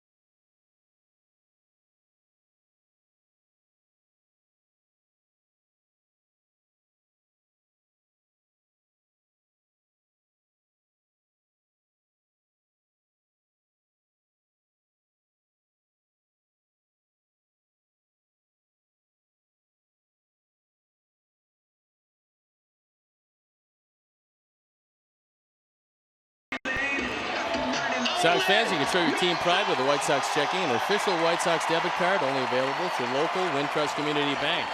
Go to wintrust.com/White Sox to learn more. Wintrust Community Bank, member FDIC. We have an entrant for hat of the game. And there it is. A large green sombrero. Which is for how many strikeouts? The green one? Well, the sombrero is usually 3. But this is the emerald sombrero. Yep. There's a silver chalice, which is 4. Maybe the emerald sombrero would be 5. So welcome to the club in 1973. Just got traded over. Dick Allen comes up to me and says, would you like to go to dinner? And I mean, he was the star of the team. He was one of my idols growing up. Sure, I'd like to go to dinner with Dick. That would be great. So he says, meet me in the lobby at 8 o'clock. And I said, sure. And I was there 7:45, and 9 o'clock rolled around and Dick was not there. Only to call me in the lobby and tell me that I had been traded to Cleveland.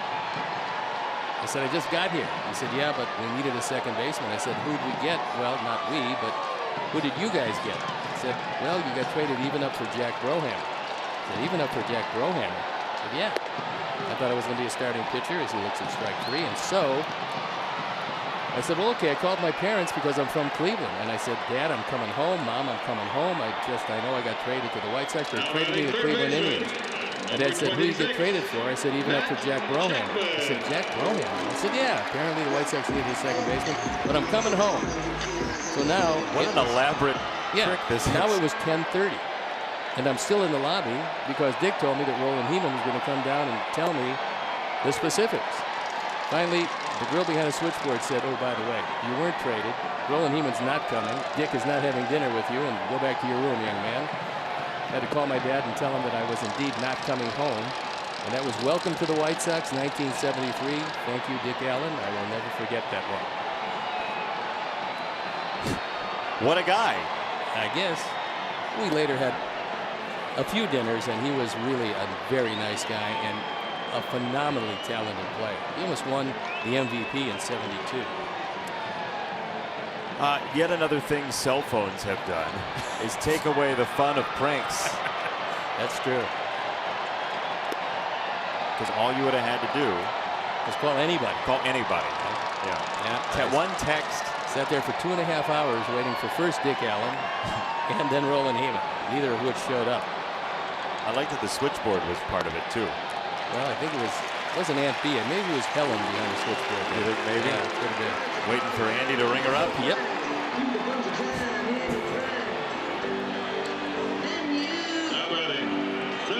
Steve, were you recently at Mount Pilot?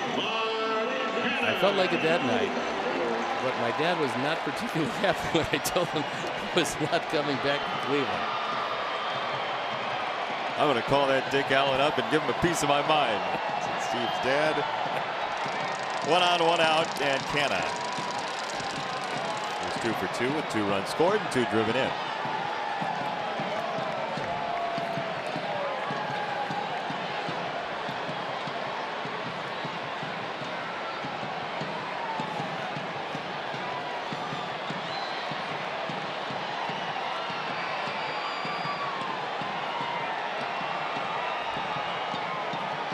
So the way this worked tonight is, if you're a season ticket holder, select few got to come in early and choose their seats, because all the seats here are general admission with the exception of between sections 106 and 128. So it was essentially like the day when major college football teams let you select your season seats for the year, and you just come rushing in and you sit down and pick your seat for the season. But the season ticket holders got a little bit of a head start today. But the parking lots were packed as we came in early. Yeah, really early in this one. I think they opened the lots at 12 o'clock. And because of that, so many people got here early, took advantage of whatever concessions there were, had a good time out in the parking lots before the game. And you can see it. We look around, and there are a lot of fans. They've been rewarded tonight to this point with Oakland up 8-0. They scored early. They've scored often. 1-2. Close pitch, no cigar. 2 balls, 2 strikes on Canna.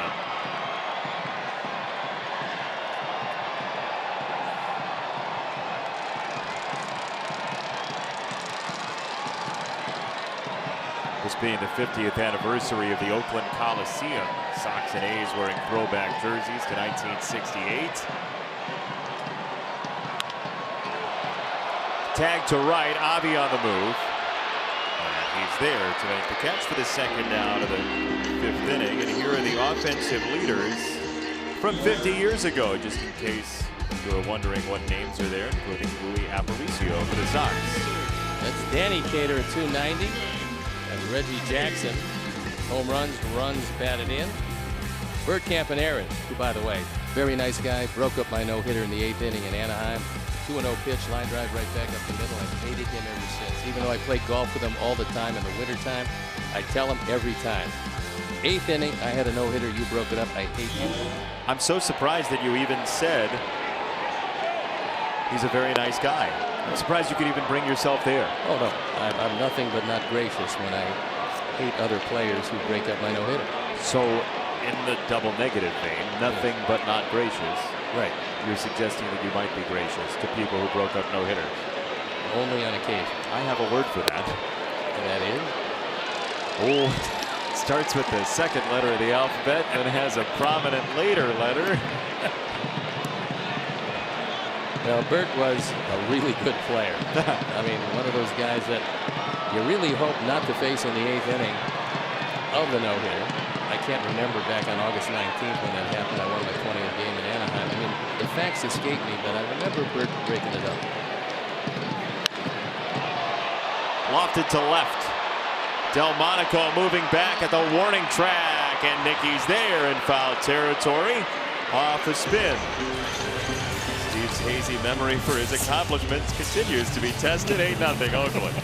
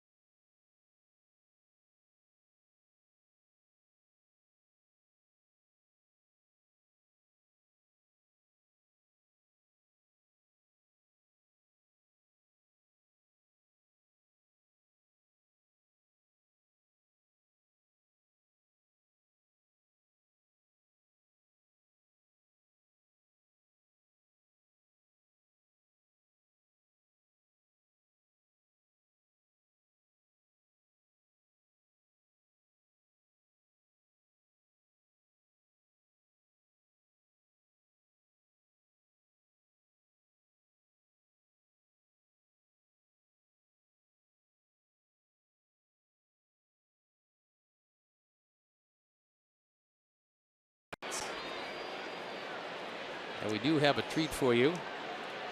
A Is it little later candy? on in this inning. It's close to it. Highlight of Jack McDowell's storied career with our Sox. A little blackjack for your 6th inning. Indeed it is. Coaching now down in North Carolina. He's at Queens, the inaugural program, the baseball program down there. What a pitcher he was, and he was even a better competitor than he was a pitcher, because long after the real good stuff went away, Jack was still winning games. He was a fierce competitor. He also was quite the musician with stick figure. Very good. Jose has hit a couple balls very hard on the ground. That's a single through the left side. The Sox have hit number 5 here tonight. The high-speed action replay is powered by Xfinity. It's been 10 years since Lamar Hoyt and Richard Dotson were 20-game winners for the White Sox. Jack McDowell picked up his 20th win against the Twins at the Metrodome in August of 1993 on WGN TV. It had been 10 years. There's a look at Black Jack. What a pitcher. Ron Karkovice is catcher. And there's a chance the guy I'm about to mention hears this, because the Cubs are done for the day. That was a 1-0 final score. The run came in the first inning for the Sox on a home run, as it happened so many times. Frank Thomas had a first inning home run, and it was off of Jim DeShays. How about that? The man who threw straight over the top. Pretty good left-handed pitcher in Jimmy's day. Simeon at shortstop. Lowry at second. Olsen at first.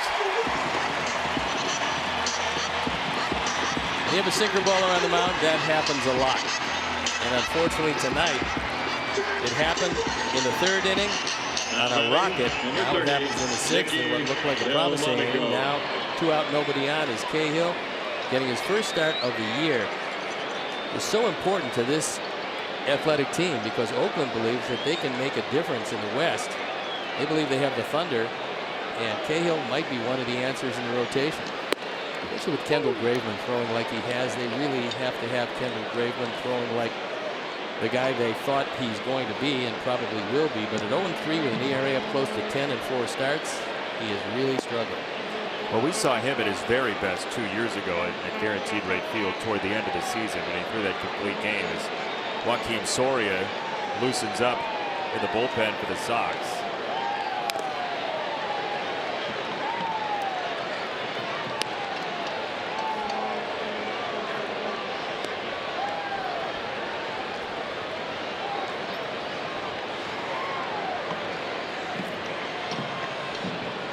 One and 2 on Nicky, who hit it well to left field twice. This time he strikes out. 7th punch out for the A's starter will go bottom 6.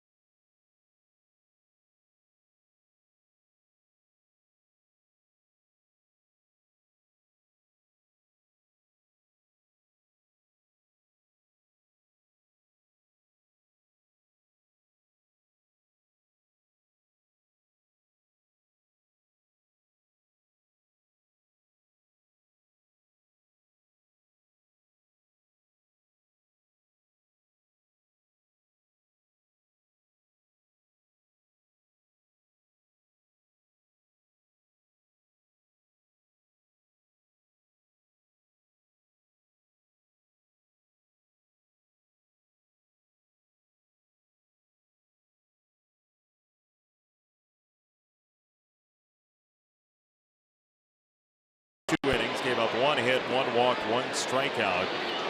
And Soria is on for game number 5. 2 for 3 in saves. This certainly not a save situation. And this a base hit for Lucroy to start off the 6th inning.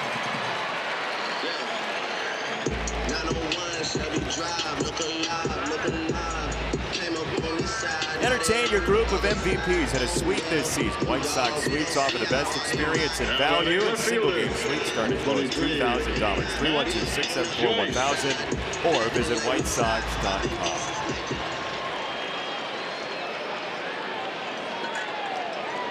Soria mentioned 2 for 3 in saves this year. He is tied for 6th among active major league pitchers in saves right now. Former closer for the Royals at all.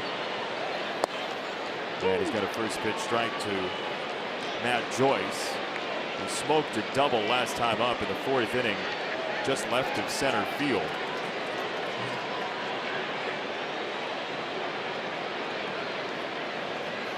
First batter that Soria's faced now 2 for 5 for the season. His 5 appearances.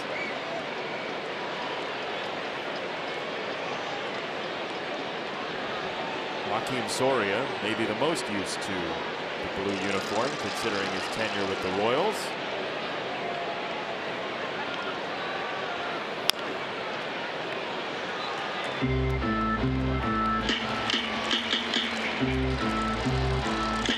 Came over in that trade with Luis Avila, Jake Peter going away from the Sox.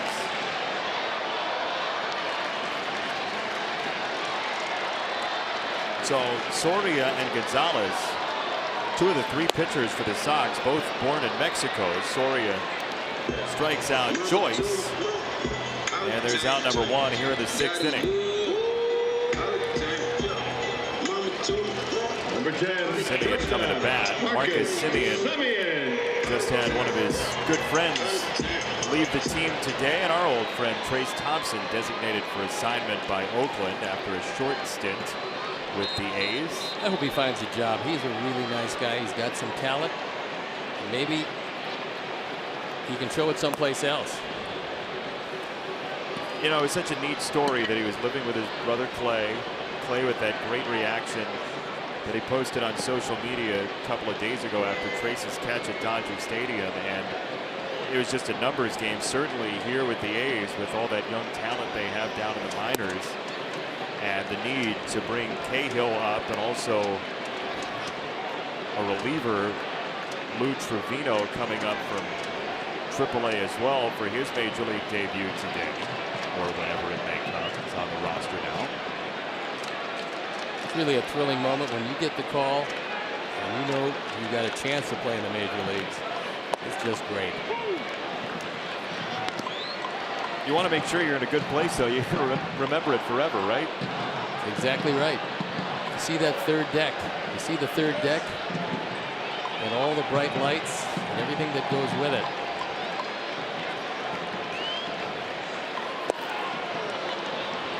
Soria gets a chase from Simeon, 2-2. There's Raleigh Fingers and Dennis Eckersley. They look good. Kept themselves in really good shape. And there's Ricky Henderson's forehead.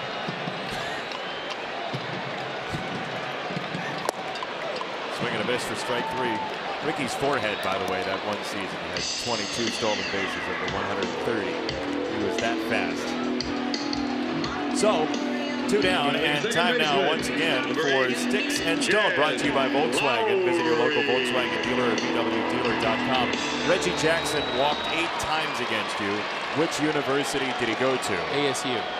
So fast. Yeah, because I walked him 8 times only because I couldn't walk him 12 times because he killed me. I'm glad they didn't put the batting average up because it makes me nauseous every time I think about it. Look, we have a heart here at Sticks and Stone, brought to you by Volkswagen. I walked him 4 times in one game to pitch around to get to Jim Spencer, who I retired 4 times from beat the Yankees in Baltimore. But I wasn't going to allow Reggie to get even a semblance of a hit off me. Through the shift. Where did Jim go to college? For a bonus point. Jim? Did you say Spencer? Yeah, I don't know. I know he was a terrific first baseman. There was a bonus point available. No, I'll take the win and walk away. Thank you very much. But you could have doubled your bank. Yes, in the bonus round. The lightning round. Trick question. He was drafted out of high school.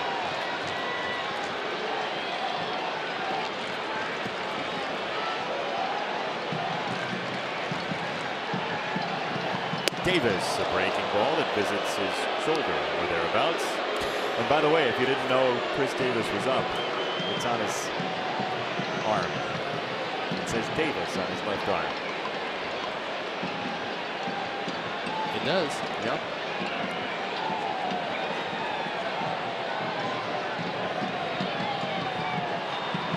(1-0). Outside, 2 balls and no strikes. You evidently just have to label your stuff. It's like your meal in the office fridge. If you put on someone else's elbow pad and it doesn't fit, you risk life and especially limb. That's what I do. Label the front elbow pad. Especially when you stand right on top of the plate. He's pretty close. I have a follow-up. What did you label to make sure nobody used it? Well, the glove, certainly. You certainly want to do that because when you break in your glove, you want to make sure that nobody uses it unless, of course, there's an emergency, and then you will lend it to anybody, but you want to make sure that you label yours because at the time I used the Wilson A2000, there's a lot of other pitchers that use the same glove. You want to make sure when you went out there you had your own. Sometimes I would like it to cover up my whole body with the line drives that came back my way. So you're saying you were a little bit finicky? No, just particular. Is that right? Or persnickety. Well, you were talking about the process of breaking in a glove. It takes a little patience over time, right? It usually does, yeah. I mean, it's a lot easier for a pitcher to break in a glove than it is for a catcher, say, or even the infielders. And the size of the glove depends on what position you play. Smaller gloves belong to a shortstop and a second baseman because they got to make double plays. Third baseman would like a bushel basket down there. The pitcher would like one that covers him head to toe. Outfielders have a longer glove. The catchers, of course, have a catcher's glove with only one requirement. Pitchers want the catcher's glove to pop. If I had a catcher's glove that sounded like a marshmallow, it was depressing. You like to think you're throwing hard, and then you get a, that's all you get instead of a bang. You like the bang. That's what you want from the catcher's glove. The best catchers had audible gloves. Gloves that just exploded when you threw that mediocre fastball I had. This ball 4. Bases loaded. Here's your sticks and stone answer, but Steve hit it out of the park, as they say in baseball. Arizona State. Correct. Mr. October back in May, presumably, with Arizona State. By the way, finicky, you decided probably wasn't the word for you. No. Right? Yeah. Okay. So this article was sent to me. Yes. From 1981 in the Washington Post. Oh, that can't be good. It was a Friday the 13th story. Yeah. 81. It starts with this graph. Steve Stone was pitching poorly at the start of the 1979 baseball season, so he decided to take some action. Shaved off my mustache? The Baltimore Orioles star shaved off his mustache, changed his number. Yes, I did. I got 32 again. From 21 to 32. Yeah. Installed a lucky stuffed sheepdog in his locker. Still have it, by the way. Switched gloves. It's a little gamey these days. It is. And bought new shoes. Yep. I got sandals, so I look like Barabbas. Great. How about that visual, huh? Yeah. You're telling fables as well? Unbelievable. Okay, Aesop, we'll get him. What else did I do? Eats breakfast at IHOP, accepts a rose from a friend, yes. Drives to Memorial Stadium via Charles Street, stops for a chocolate shake at McDonald's, and listens to a tape of Jackson Browne and Hall & Oates. 4 different songs. Exactly the time it took me to get to the stadium from my house. And it was the same song every time.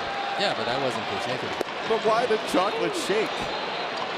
After a big breakfast at the Pancake House. It was before I became lactose intolerant. I realized in the future I wouldn't be able to drink them, so I drank them as much as I could.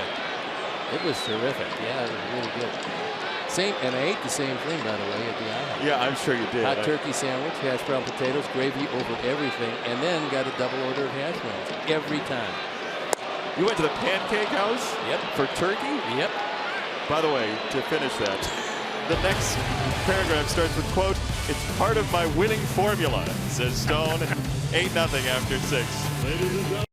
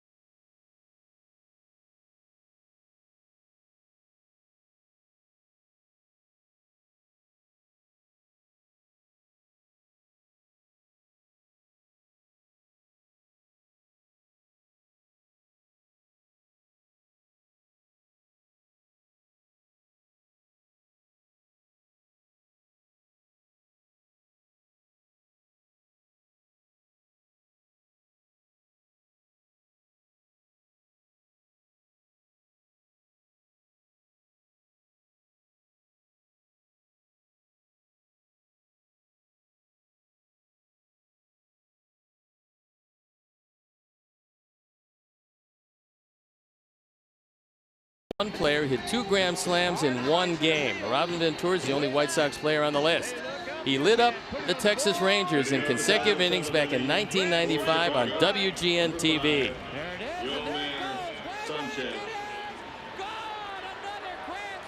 Is Wimpy okay? Wow. Thought he might cough up a lung there. Visit your local Ford store or buyfordnow.com.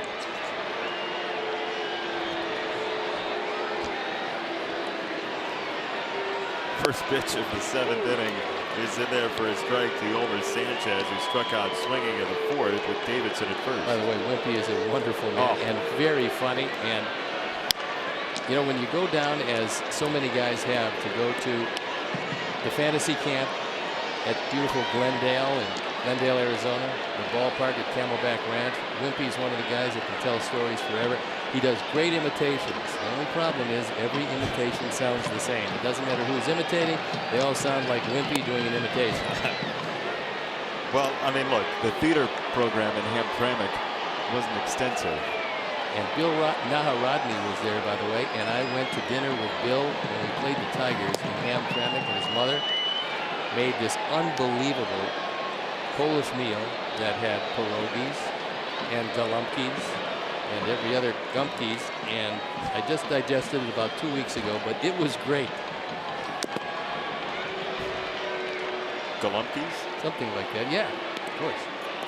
It was great. Stuffed cabbage. I thought I pretty much had gotten away from that with my Hungarian grandmother, who used to make that during the wintertime. Led to some unpleasant rides, but it was delicious. Totally worth it. There's strike 3. Yolmer 0 for 3. Sox fans, check into Guaranteed Rate Field with the MLB Ballpark app for your first check-in this season. You'll receive a free White Sox hat presented by Coca-Cola. Download the MLB Ballpark app through the App Store today. A fine cap.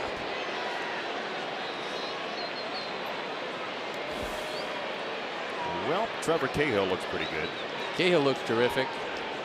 Last night, Mingden was outstanding. He's 2-2 this year. So maybe Bob Melvin is starting to figure out what that rotation should look like and giving an opportunity to guys they didn't dream about when the season started. Now, Cahill was one of their insurance policies. They're cashing it in tonight. He got an early lead, and he's been sailing right along, throwing the double play when he's had to throw it. All things considered, bringing him back and maybe resurrecting that particular uniform that he feels so good about. Maybe this was the key. Also 45 or 46,000 plus here tonight. And 2 on Tim. Daniel Mingden last night was, as you said, quite good. 8 innings. Just a 1 run allowed on the Abreu home run. And Sean Manaea to his right, your left, sitting at home, or wherever you might be. Sean Manaea has a chance to be just exceptional. ERA of 163 in 4 starts. Now, he only has a 2-2 record, but not because of what he's done. He's been great. When we saw him early, we thought that he had a chance to be something special, and he's turning into that guy.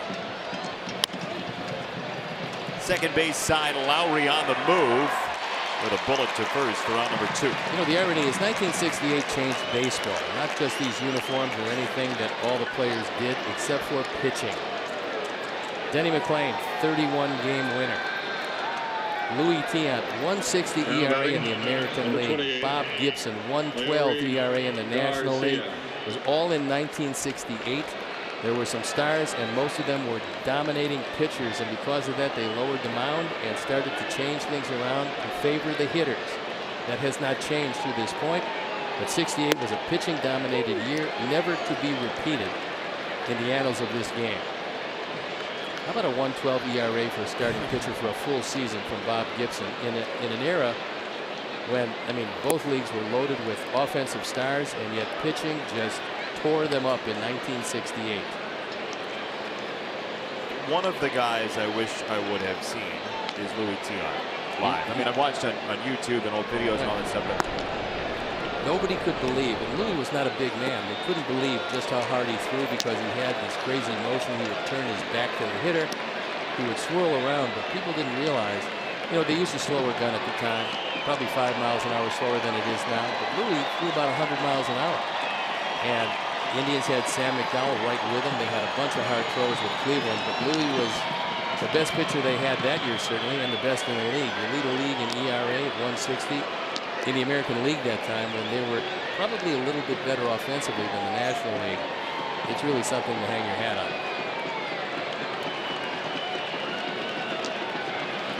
2-2. That's inside and low. 3 balls, 2 strikes on Garcia. Ryan Dull loosening up in the pen, and what we've seen of him the last few years, he's got pretty good stuff. The only thing stopped him has been injuries. Lowry at second is on it. And that's a 1-2-3 inning. Cahill faces the minimum for the second straight inning. Stretch time, 8-0.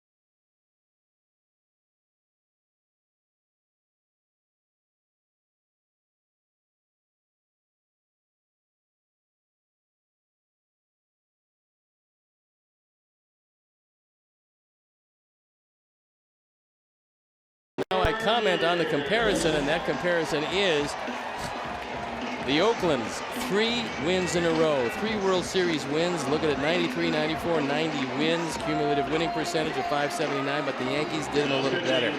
98 through 2000, 114 and 48 and 98, 99, 98 and 64 and 2000, 87 and 74 with a cumulative win percentage of .616. 2 great teams, both winners of 3 in a row, and I don't think you're going to see it anymore, but you can never say never in this game. It would be highly unlikely as Bruce Rondon comes in the ball game to continue his mastery of what has been his White Sox debut. By the way, you can shop in-store or online at mybobs.com, and you also can dare to compare, young fellow. I can shop at your Bob's? You can. It's interesting. Very caring of you to let me share. Well, you can get plums there. You've heard of Plum Bob's. The upper deck was pretty empty today. They're but streaming out. There was at least one, and evidently it's over now for that person. That's way up there, though. They call it Mount Davis, affectionately, here in Oakland. Those seats typically are tarped over. And, I mean, that is like, that's outer space up there. It is that. Built for football. Didn't really do the baseball boys a favor when they reconstructed this team, and now they have lost Oakland once again. The thing about it, they keep losing the football franchise. This time to Las Vegas, last time to Los Angeles. Maybe they're trying to tell them something. I don't know, that's just me. They're playing hard to get. Well, they keep getting them. They keep losing it. It's hard to keep. Maybe they're hard to keep, not hard to get. What is it, 81 to 95? They were gone and then came back after that.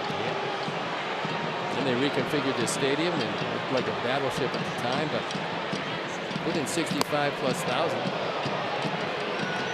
It's the first time we've seen the control get chancy for Rondon, and so Omar goes out to the mound to slow him down. Yeah, they're not going to leave it to chance. They're going to make sure that he gets his concentration again because a couple have gotten away. That one almost caught Canna in the elbow, but he was able to spin out of the way.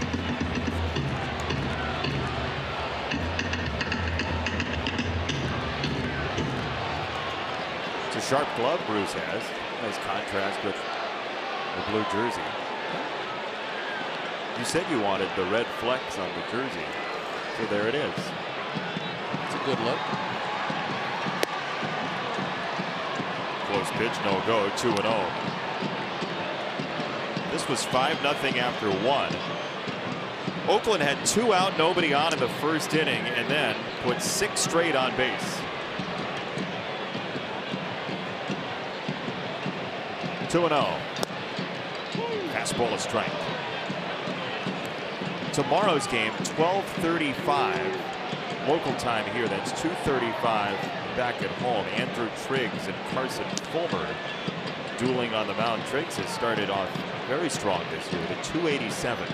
I'm anxious to see Carson get back on the mound because he threw the ball very well first time, last time not so much. And I think we're always going to have a good day. It is a quick turnaround as it's an earlier game than normal here in Oakland as we will fly back to Chicago to enjoy an off day before a homestand where Houston comes to town, and there are seats available for that. You're seeing one of the best teams in baseball off to a relatively slow start, for them, but they are loaded top to bottom. Whack down the line. That's a hit for Canna with a vapor trail into the corner. Matt Williams puts the red light up at third for Chapman. Canna has smoked the ball at points in this series.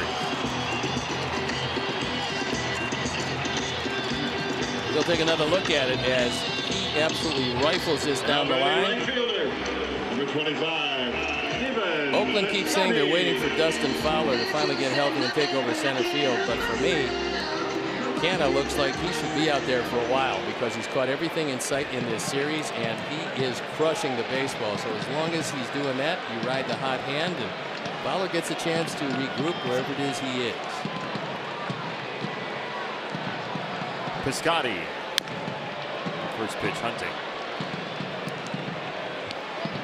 RBI Baseball 18 delivers all new franchise mode and much more. RBI Baseball 18 available now for Xbox One, Nintendo Switch, PlayStation 4, iOS, and Android. Learn more at RBIGame.com. Did you ever play the original RBI Baseball for regular Nintendo? No, I never even looked at a Nintendo, whatever that is. It's a video game system. Tell Jim Canatero that. He is a huge Sox fan and had a few things to do with the Nintendo people. He did. Yes, he did. So RBI Baseball has evolved, yes, quite a bit. It is a very advanced game now, but back in the day with the first RBI Baseball, way before 2018, you could only move the fielders one direction. So if you hit down, every one of your fielders moved closer to home plate. It was like the opposite of a shift. Well, that was pretty good, though, especially for power hitters, I assume. Yeah, but it was difficult on a ball in the gap because you'd hit up and left, and your center fielder would go closer to the ball in the gap, but your left fielder would be running toward the popcorn machine in the left field stands. We've come a long way in video games.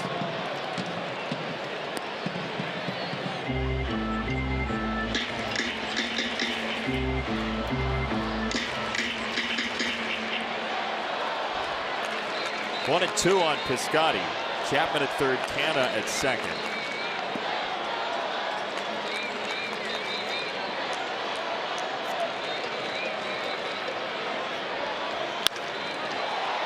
To right field, Avi on the move, fading toward foul territory. Chapman and Canna both advance. One across, 9-0 Oakland. Time now for the Danleys' defensive play, and in August of 1991, Wilson Alvarez made White Sox history by throwing the franchise's 15th no-hitter against the Orioles in Baltimore. Ken Harrelson and Tom Paciorek made the historic call on WGN-TV.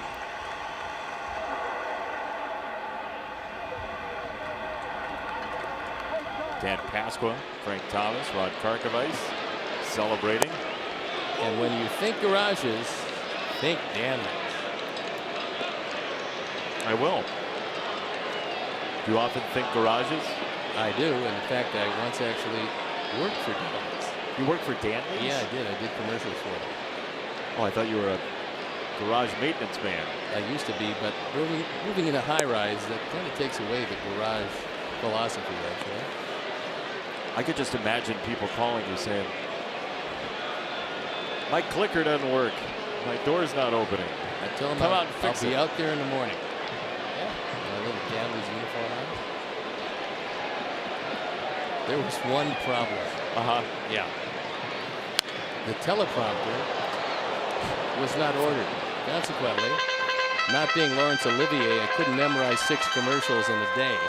And so they put the words at the bottom right of the camera. Consequently, it looked like I was at the ballpark looking in the seats delivering the lines, and it didn't work out real well. I figured my career was not made of commercials, so we shook hands and parted ways. Little flip into right center, and that gets down. Double figures for Oakland tonight. That's Canna scoring. Lucroy has shown that with runners in scoring position, even though he came in with just 1 run batted in, he's really done a great job of hitting defensively and putting the ball in play. In situations that cried out for contact, he is consistently making contact. This is the second time, totaling 3 runs driven in, that he's just reached out, flipped the ball to a drawn-in infield, and made the most of it. So Lucroy is starting to figure it out. They love having him behind the plate, and tonight he's swinging the bat to go with it. Got the Dallas Braden beard going on right now. That is low for ball 1. First time opponents have gotten to Rondon in a Sox jersey. It started with lack of control, and that's the only thing that separates him from a guy that can dominate a lineup consistently, because his stuff is great. Control usually an issue, but it hasn't been in a Sox uniform until tonight.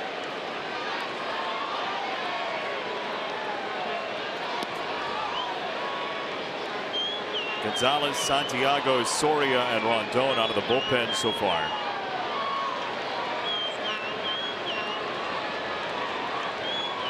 Oakland, an 8-1 winner in yesterday's opener.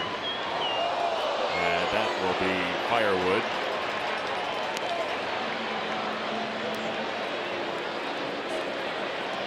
Lonely Lumber.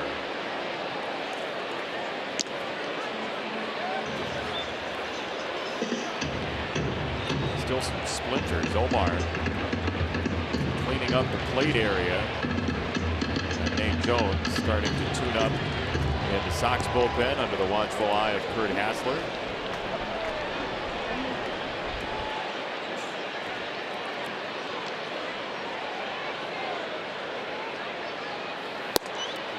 Sox came into this series only out of one game that they played. And now the last 2 nights they've been out of both of them. So dominant pitching performances by the Oakland starters and a whole lot of offense, and team that figures to score a lot of runs this year, because Oakland is right near the top in offense in the American League.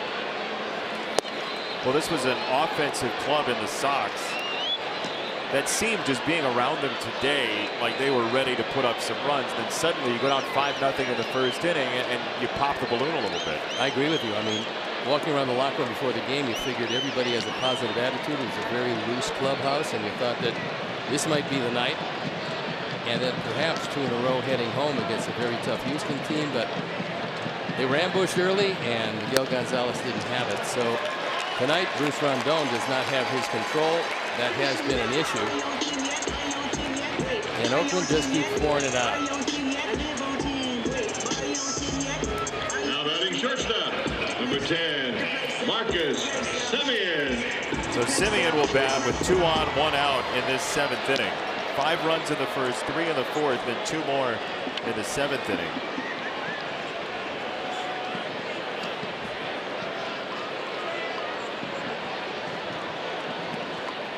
Rondon is up high with a slider, ball number 1. And out comes Narvaez to talk with Bruce Rondon, who just cannot rein in the control here tonight. And this is really to allow Nate to get loose. It has become a chilly night. It was very pleasant. The game started up to 60 degrees today. The Xfinity Kid Zone is accessible from all levels of guaranteed rate field. The space features batting and pitching cages, base running areas, skill instruction as well from White Sox Training Academy coaches. Check out the latest Xfinity technology, including the X1 platform. X1 by Xfinity. It'll change the way you experience TV. There's a button if you press it. Steve pops out of your television. Tim's there on the run. Slings it for the double play to retire the side. Nicely done by the Sox shortstop. To the 8th we go.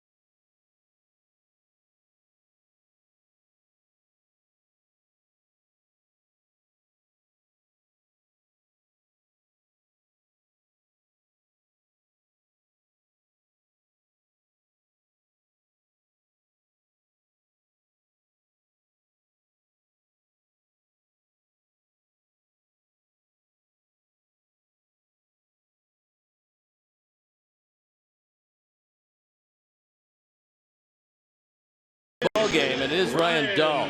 That's last year at 2-2. His ERA was up there. And we saw him a couple of years ago. He just had nasty stuff, and then he had some injury difficulties, so he's trying to fight his way back. The Oakland Pen could certainly use him.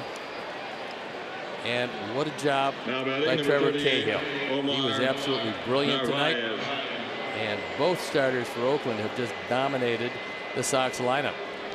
Combined now 15 innings, 11 hits, 1 run, 3 walks, 14 strikeouts for Oakland starting pitchers in this series as Chad Pinder has come in off the bench. He's also recently activated. They're happy to have him around.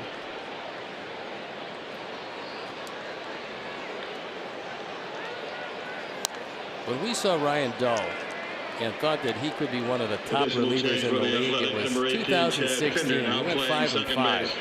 But his ERA was 2.42, and he made 70 appearances, gave up only 50 hits in 74 1/3 innings. He fanned 73. He walked only 15. And that year, he looked like a guy that was going to dominate this league for many years to come. Unfortunately, last year on the disabled list from May 20th to July 26th, including a rehab stint.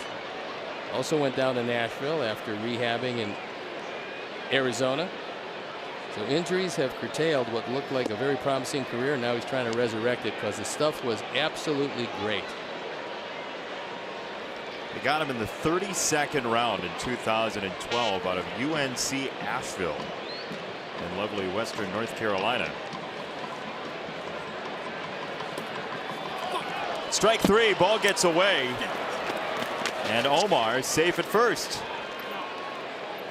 How about a 10-run rally starting with a drop third strike? That would be good. Certainly empty out that bullpen, which has been very quiet. One of the reasons why Dahl was drafted down so low, 5'9", 183 pounds. And right-hand pitchers at that size pretty much are guilty till proven innocent in this game. They want their right-handers big. They'll take their left-handers any size because there's so many more right-handers than left-handers. And talking with Danny Farquhar about that, because he's about the same size, Danny said, look, he was a reliever most of the time. He likes relieving. And he's also about 5'9", also about 180, 185 pounds. Danny has really made a nice career for himself. And Ryan Dahl, at age 28, trying to resurrect what looked like a really promising career, and he's got the stuff to do it. A little bit up, 1 ball, 1 strike to Moncada, who walked in the first, stole a base, doubled in the third, and then struck out on a 3-2 pitch in the 5th.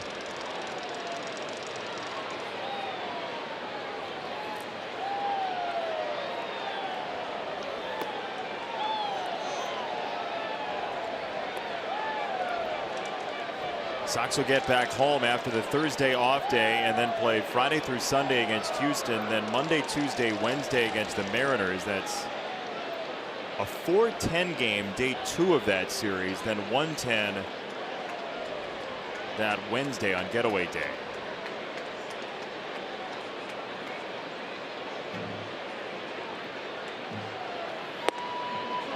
It's inside, 3 balls and a strike on Moncada. Dahl made a specialty of getting out the first batter he faced. In 2016, his glory year, first batter faced, batting average of 121. Even last year, some injuries last year, first batter faced even better, 114 on the first batter faced last year. Some amazing numbers. 3-2 on Moncada, who was born May 27th. Back in 1995, so he'll turn 23 on this May 27th. Jose Barrios born that same date. Sox starting pitcher Miguel Gonzalez as well. And Frank Thomas with the same birthday as Yohan Moncada. Different year, of course. Funny you should mention that as a segue, because later on, we've got a historical fact about Big Frank. Do we really? Yeah, we do. That was the unintentional segue. Best kind. A good segue.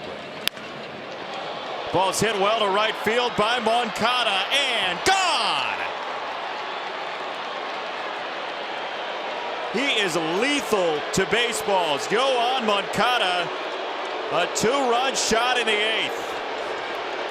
We'll check the exit velocity on that, because his double in the 3rd was in excess of 110 miles an hour, and that was a rocket. The Sox on the board. Moncada, his 2nd home run. He's now driven in 5 on his 2nd hit. He's been on base 2 out of 3 times. And that was a blast. Looked like a changeup. He waited back. And the fact that he hit a changeup is a good sign, because that's the pitch that's been problematic for him. But waiting back long enough and absolutely unloading on it. 110.6. Pretty impressive. He is a very strong young man. 2 and 5 on the power number. This is not cherry picking because it's 10-2, but you and I both said, and a number of people around the White Sox said this offseason, that there will be games this year and there will be stretches this year where this team may struggle to get into the win column. But you look for very specific up notes when it comes to a rebuild. Specific players, specific attributes, specific moments. And as you said, Moncada has struggled to hit the changeup at all, let alone hard. In that case, there is a smile on some faces with the Sox, even though down 10-2 right now. If you're wearing a major league uniform, you can hit a fastball. Because if you can't hit a fastball, then you're selling cars or shoes or something else, because that's how careers are built. But if he waits back and hits changeup, doesn't have to hit him out of the park, just hit him hard. He's going to be a tough man to deal with. And again, just 22 years old. That trade was made simply to trade one of baseball's best, Chris Sale, author of 300 some odd strikeouts last year with the Red Sox. They got a whole lot of today and gave up a tremendous amount of tomorrow. And Kopech and Basabe and Moncada, a big part of tomorrow for the Sox.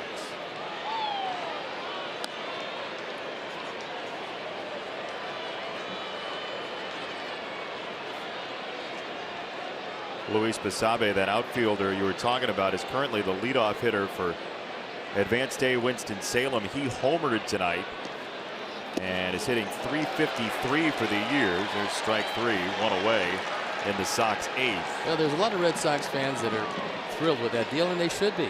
I mean, Chris Sale is a wonderful pitcher. And my friend we call Boston Mike Bucci, big fan of the Red Sox, loves that deal. But in a few years, you're not going to love it so much. Danny Coulomb getting loose in the A's bullpen, as you saw.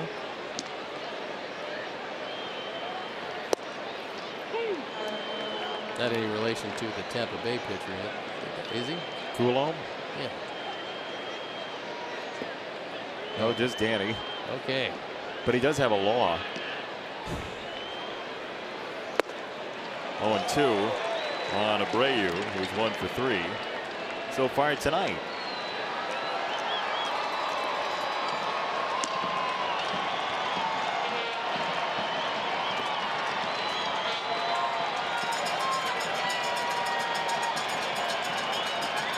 Two strikes. A little bit inside. So the reaction of the fans behind home plate, they had started their cheer. Take another look.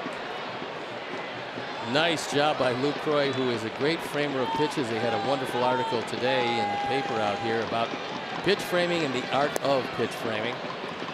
And you know what we're going to do one day, and this is a tease for down the road, we're going to bring up a catcher's glove, because I did start out as a catcher, and we're going to show you just exactly how catchers can buy strikes for their pitcher, and what they do, what they try to do, and what they shouldn't do. And we'll wrap that up in a nice little bow for you. 2 down, 8th inning. There are extensive pitch framing stats we will carry along with for those interested.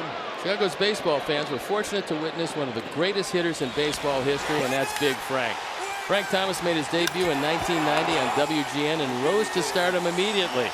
The Big Hurt holds many franchise records, and his number 35, retired, was elected to the Hall of Fame in 2014 along with Frank himself, not only number 35. So Big Frank could really do it. He did it wherever he went. A lot of people forget that he wasn't always a designated hitter, that he was a position player for quite some time. And Big Frank, his rightful place in Cooperstown, and a very good man to go with enormous talent.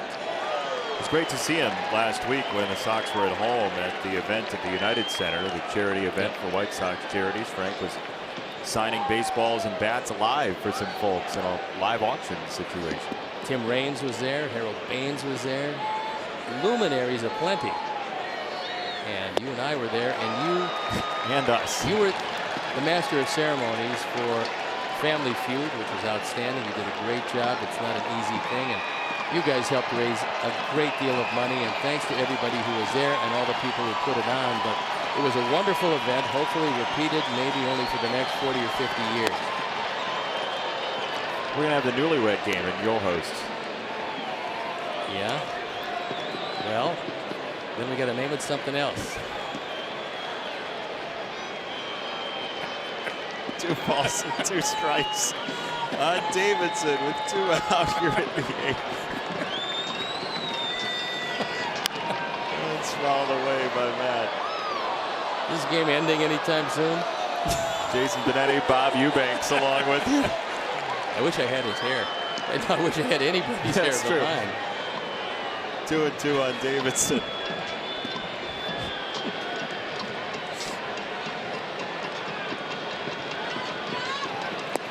And ball 3. Matt Davidson was taking cheap shots at me on Twitter again today. That's not shocking. Oh, you guys, did you finally get the podcast done? We did. We recorded a podcast live on the BART train. It's about time. We're at San Francisco and Oakland. 3 and 2. It's fouled away. All right, so here are the tweets, evidently, I'm told by the truck. I said, taping a podcast with Adam Engel. What do you want to know about him? And Matt said, what are you doing? This is my show. And I said, hate isn't strong enough of a word. And he won. Oh, you little rascals. I got to tell you something. That's great. Who's Alfalfa? I don't know. When did they start tweeting about it? There's strike 3. Inning over. That's a 4 strikeout inning for Ryan Dull. Sox get 2 on the Moncada homer. It's 10 to 2.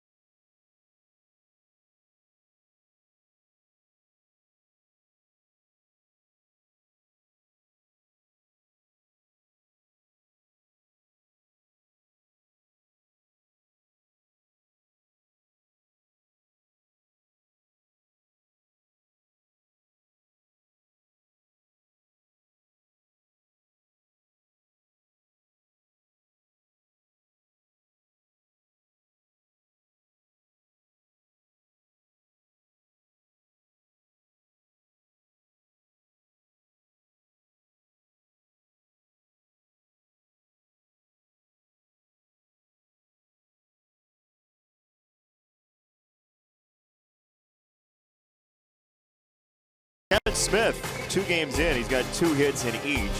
Back from that ankle injury at the end of spring training. 2 for 4 and 2 for 5 against the Rochester Red Wings. Jose Rondon, a home run, and Charlotte with a victory over the Rochester Red Wings. GMC Sox Farm Report. We wish Kevin Smith the best. He's really a terrific guy, and unfortunately for him, he's had a whole lot of injuries as Nate Jones comes into this one. Nate out for the 5th time. The numbers are good. He's had 1 save opportunity. He converted it. You've got to get your pensmen, especially your boys at the back of the pen, some work, because we talk about it all the time. They're going to rust away before they wear away, and the only thing you worry about is being too strong, and control usually is an issue. It happened to Bruce Rondon, who threw it really well until that hiatus. Now we'll see if Nate Jones can keep it in the zone. Chad Pinder getting his at bat. Pinder in for Lowry, and Nate well ahead. Nice to see Lowry out of the game. Did we get him traded for tomorrow? Because that young man can hit, and he's wailing the ball this year.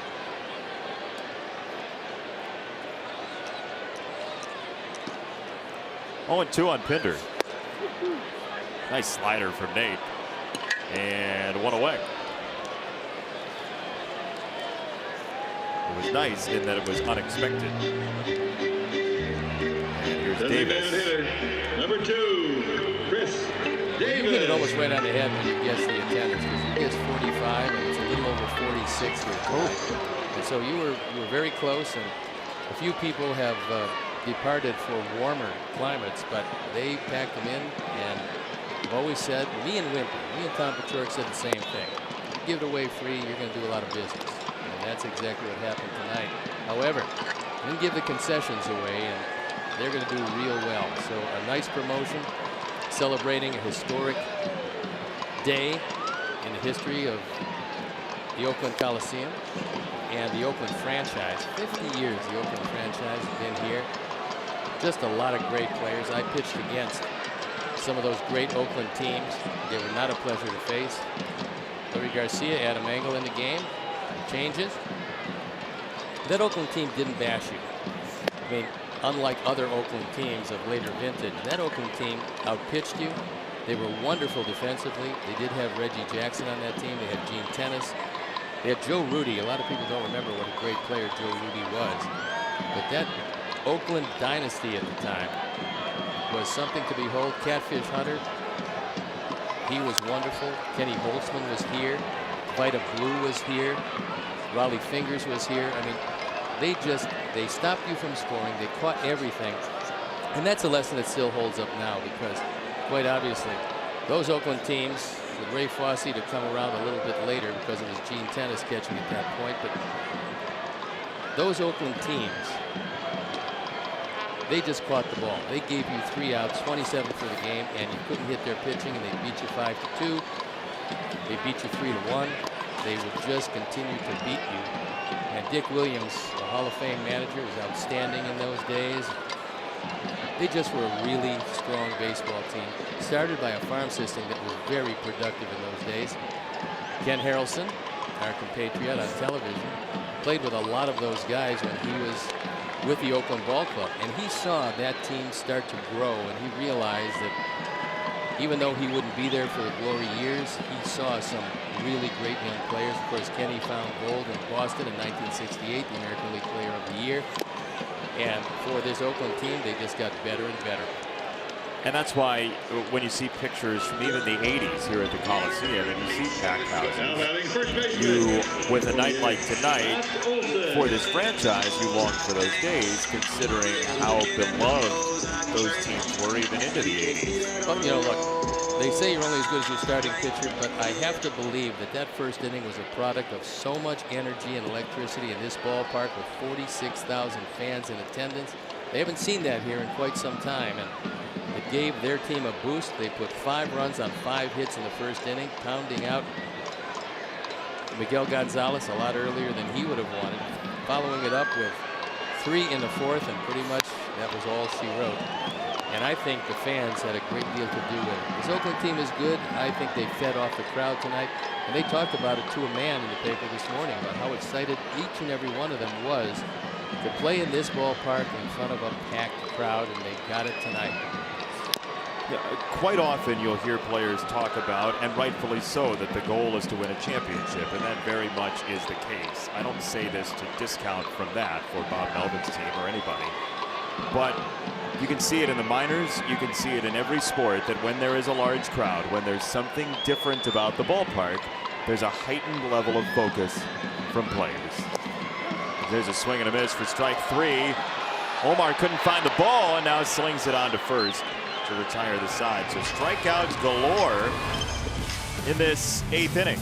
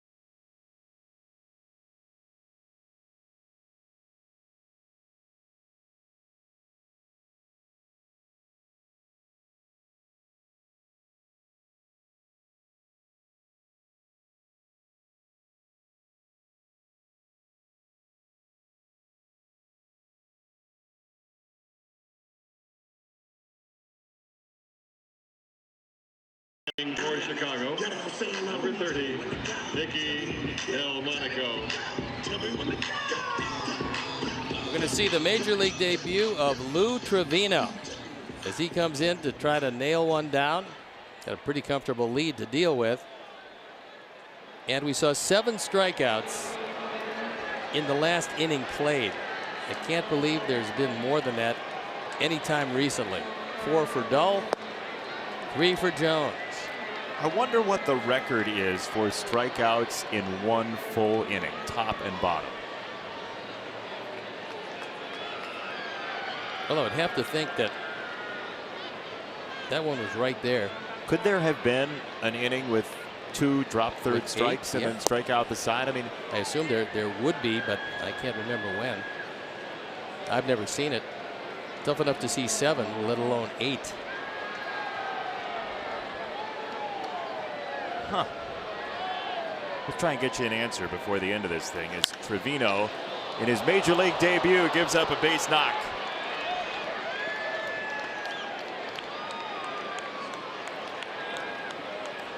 .150-yard par 1 for Delmonico off of Trevino. Now batting, number 5. Timeout for the Ram upcoming schedule. And if you have guts and if you want glory, well, then it's Ram. And there it is, the finale of the road trip, the finale of the series tomorrow, before entertaining Houston over the weekend. There it is, a Ram upcoming schedule. If Trevino would have made the majors a couple years sooner, he would have been the first Slippery Rock player to make Major League Baseball, but Matt Adams came before him. They used to have a great teachers college there. Slippery Rock State Teachers College. Probably they've changed that. Pinder the fulcrum, not in time. Is that his nickname? Pinder the fulcrum? A nice One of the attempt great at turning thinkers. 2, but Yomer hustling down the line.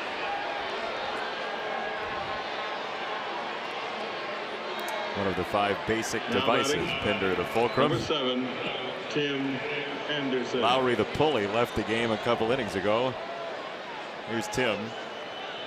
He was 0 for 2 with a couple of ground outs. In fact, Tim in this series has 5 ground ball outs and a walk.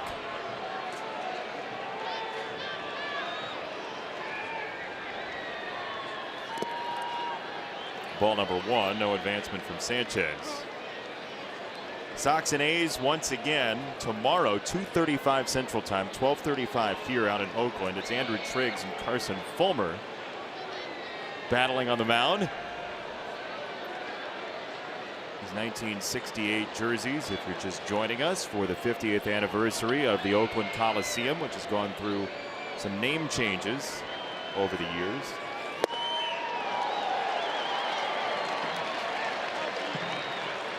Team came from Kansas City and landed here 1968. The 17th of April was the first game here, and a 4-1 win for the Orioles.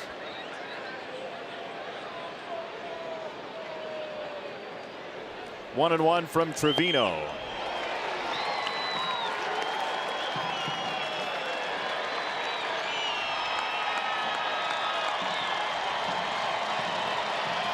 You certainly remember your first base hit you gave up, and you certainly remember your first strikeout. And that is what Trevino is trying to do right here, is the fans left in the stands are trying to exhort him to great heights. 1-2. Outside. Who was your first strikeout again? Colbert. I figured you were queuing that one up. Thanks, Karnak. It was in the other envelope.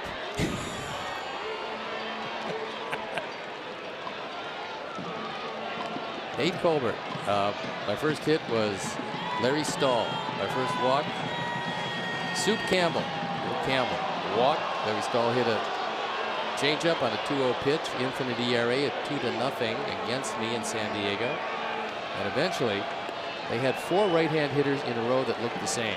Cito Gaston, Nate Colbert, Ollie Brown, and Ivan Morrell. And I got Colbert on a strikeout, was my first. Second walk for Tim tonight. Sanchez to second.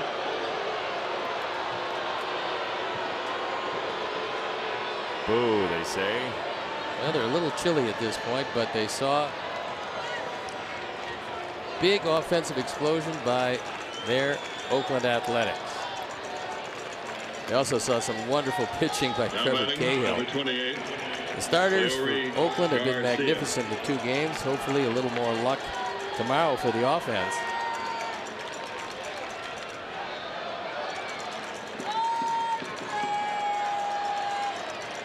Garcia 0 for 3. And he takes inside. You can try and roll this 9th inning over into some offense tomorrow. Whether or not that plays, you never know. Sox got the late run yesterday, and then Oakland came out firing in the first inning tonight. Why don't Ricky put stock in a team that is not going to quit despite whatever the score is? And they scored a run late in last night's game, trying to do it again here. Trying to score more than 1. That is a good way to get there. Piscotty in right picks it up. No need to give away an out at the plate. So Yolmer is on the brakes at third. Bases loaded, 1 down. Sox have a rally brewing here in the 9th.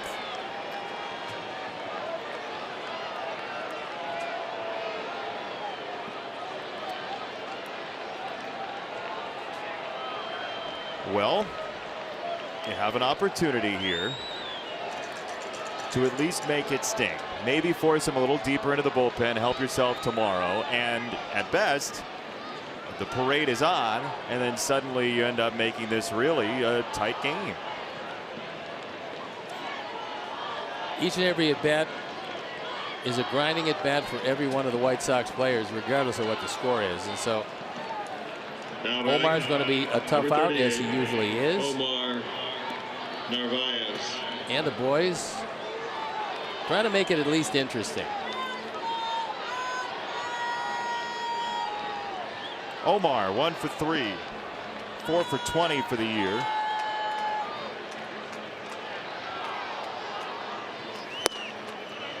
Ball 1 from Trevino. Old friend Mark Kotze is a coach here with Oakland. He is the quality control coach. Part of his job is to take the numbers and put them into essentially coachable terms. You can take everything that gets distilled, and his job is kind of to be the middleman between the computer side and the on-field side. You certainly need one of those these days, because the computer side has gotten very important for every team. 2-1, close pitch, and it was a strike in the top of the zone. Sanchez at third, Anderson at second, Garcia at first.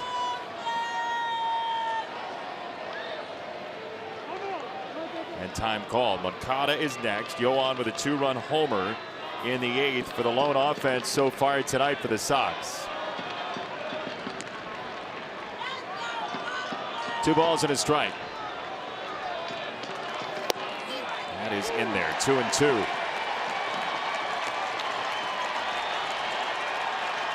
Emilio Pagan loosening in the Oakland bullpen. The crowd swells on 2-2.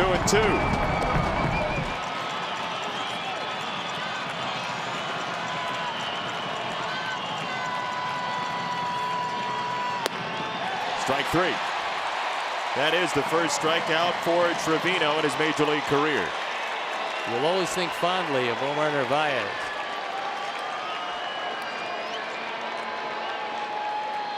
Make it a good night, Yoan. Catch one Now batting, and drive in at least 2, maybe more. Moncada. He's hit 2 balls over 110 miles an hour tonight. It's pretty impressive. And one was on a changeup. That's even more impressive, is that batting average up to 218. He has been one of those hard luck players in Major League Baseball so far, considering how hard he's hit the ball. Yes, he'd like the strikeout rate to be down, but when he has hit the ball, he has absolutely tagged it this year. 1-0. Strike. Well, Trevino throws hard enough, certainly, and you'd figure with the bases loaded and the lead he has that Yuan would be seeing a fastball here. Let's see what Lucroy has in mind. He goes through his set of signs. 1-1. Inside. He's just going to go Powder River with this. I don't think there's going to be anything fancy, so just look for a fastball. There's a big gap in right center field, and Yuan's got a quick bat from both sides of the plate. There is the gap. See if he can find it.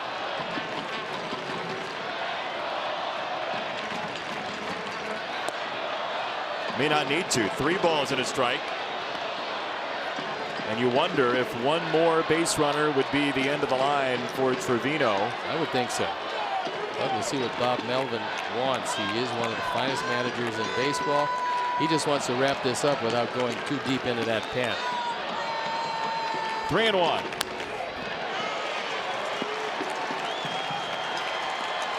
More long counts tonight from Yoan Moncada. This is his 3rd full count.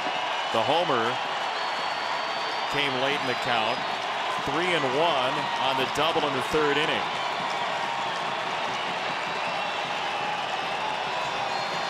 Three balls, 2 strikes.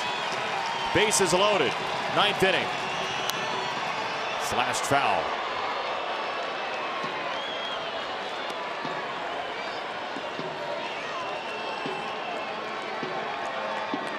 Last 3 games dating before this series, A's starting pitchers have allowed 2 earned runs, and that's part of the reason the A's have a big lead tonight. 3-2 against the bullpen arm of Trevino for Moncada. Breaking ball, strike 3. A surprise party. You can't look for a 3-2 hook with the bases loaded for a guy making his major league debut, but that was it. And Oakland wraps it up. They locked him up with the breaking ball after a bundle of fastballs. And so we say goodnight from Oakland. We'll wrap it up when we come back. Bob Melvin's team goes to 8-10. Sox drop to 4-10. More after this.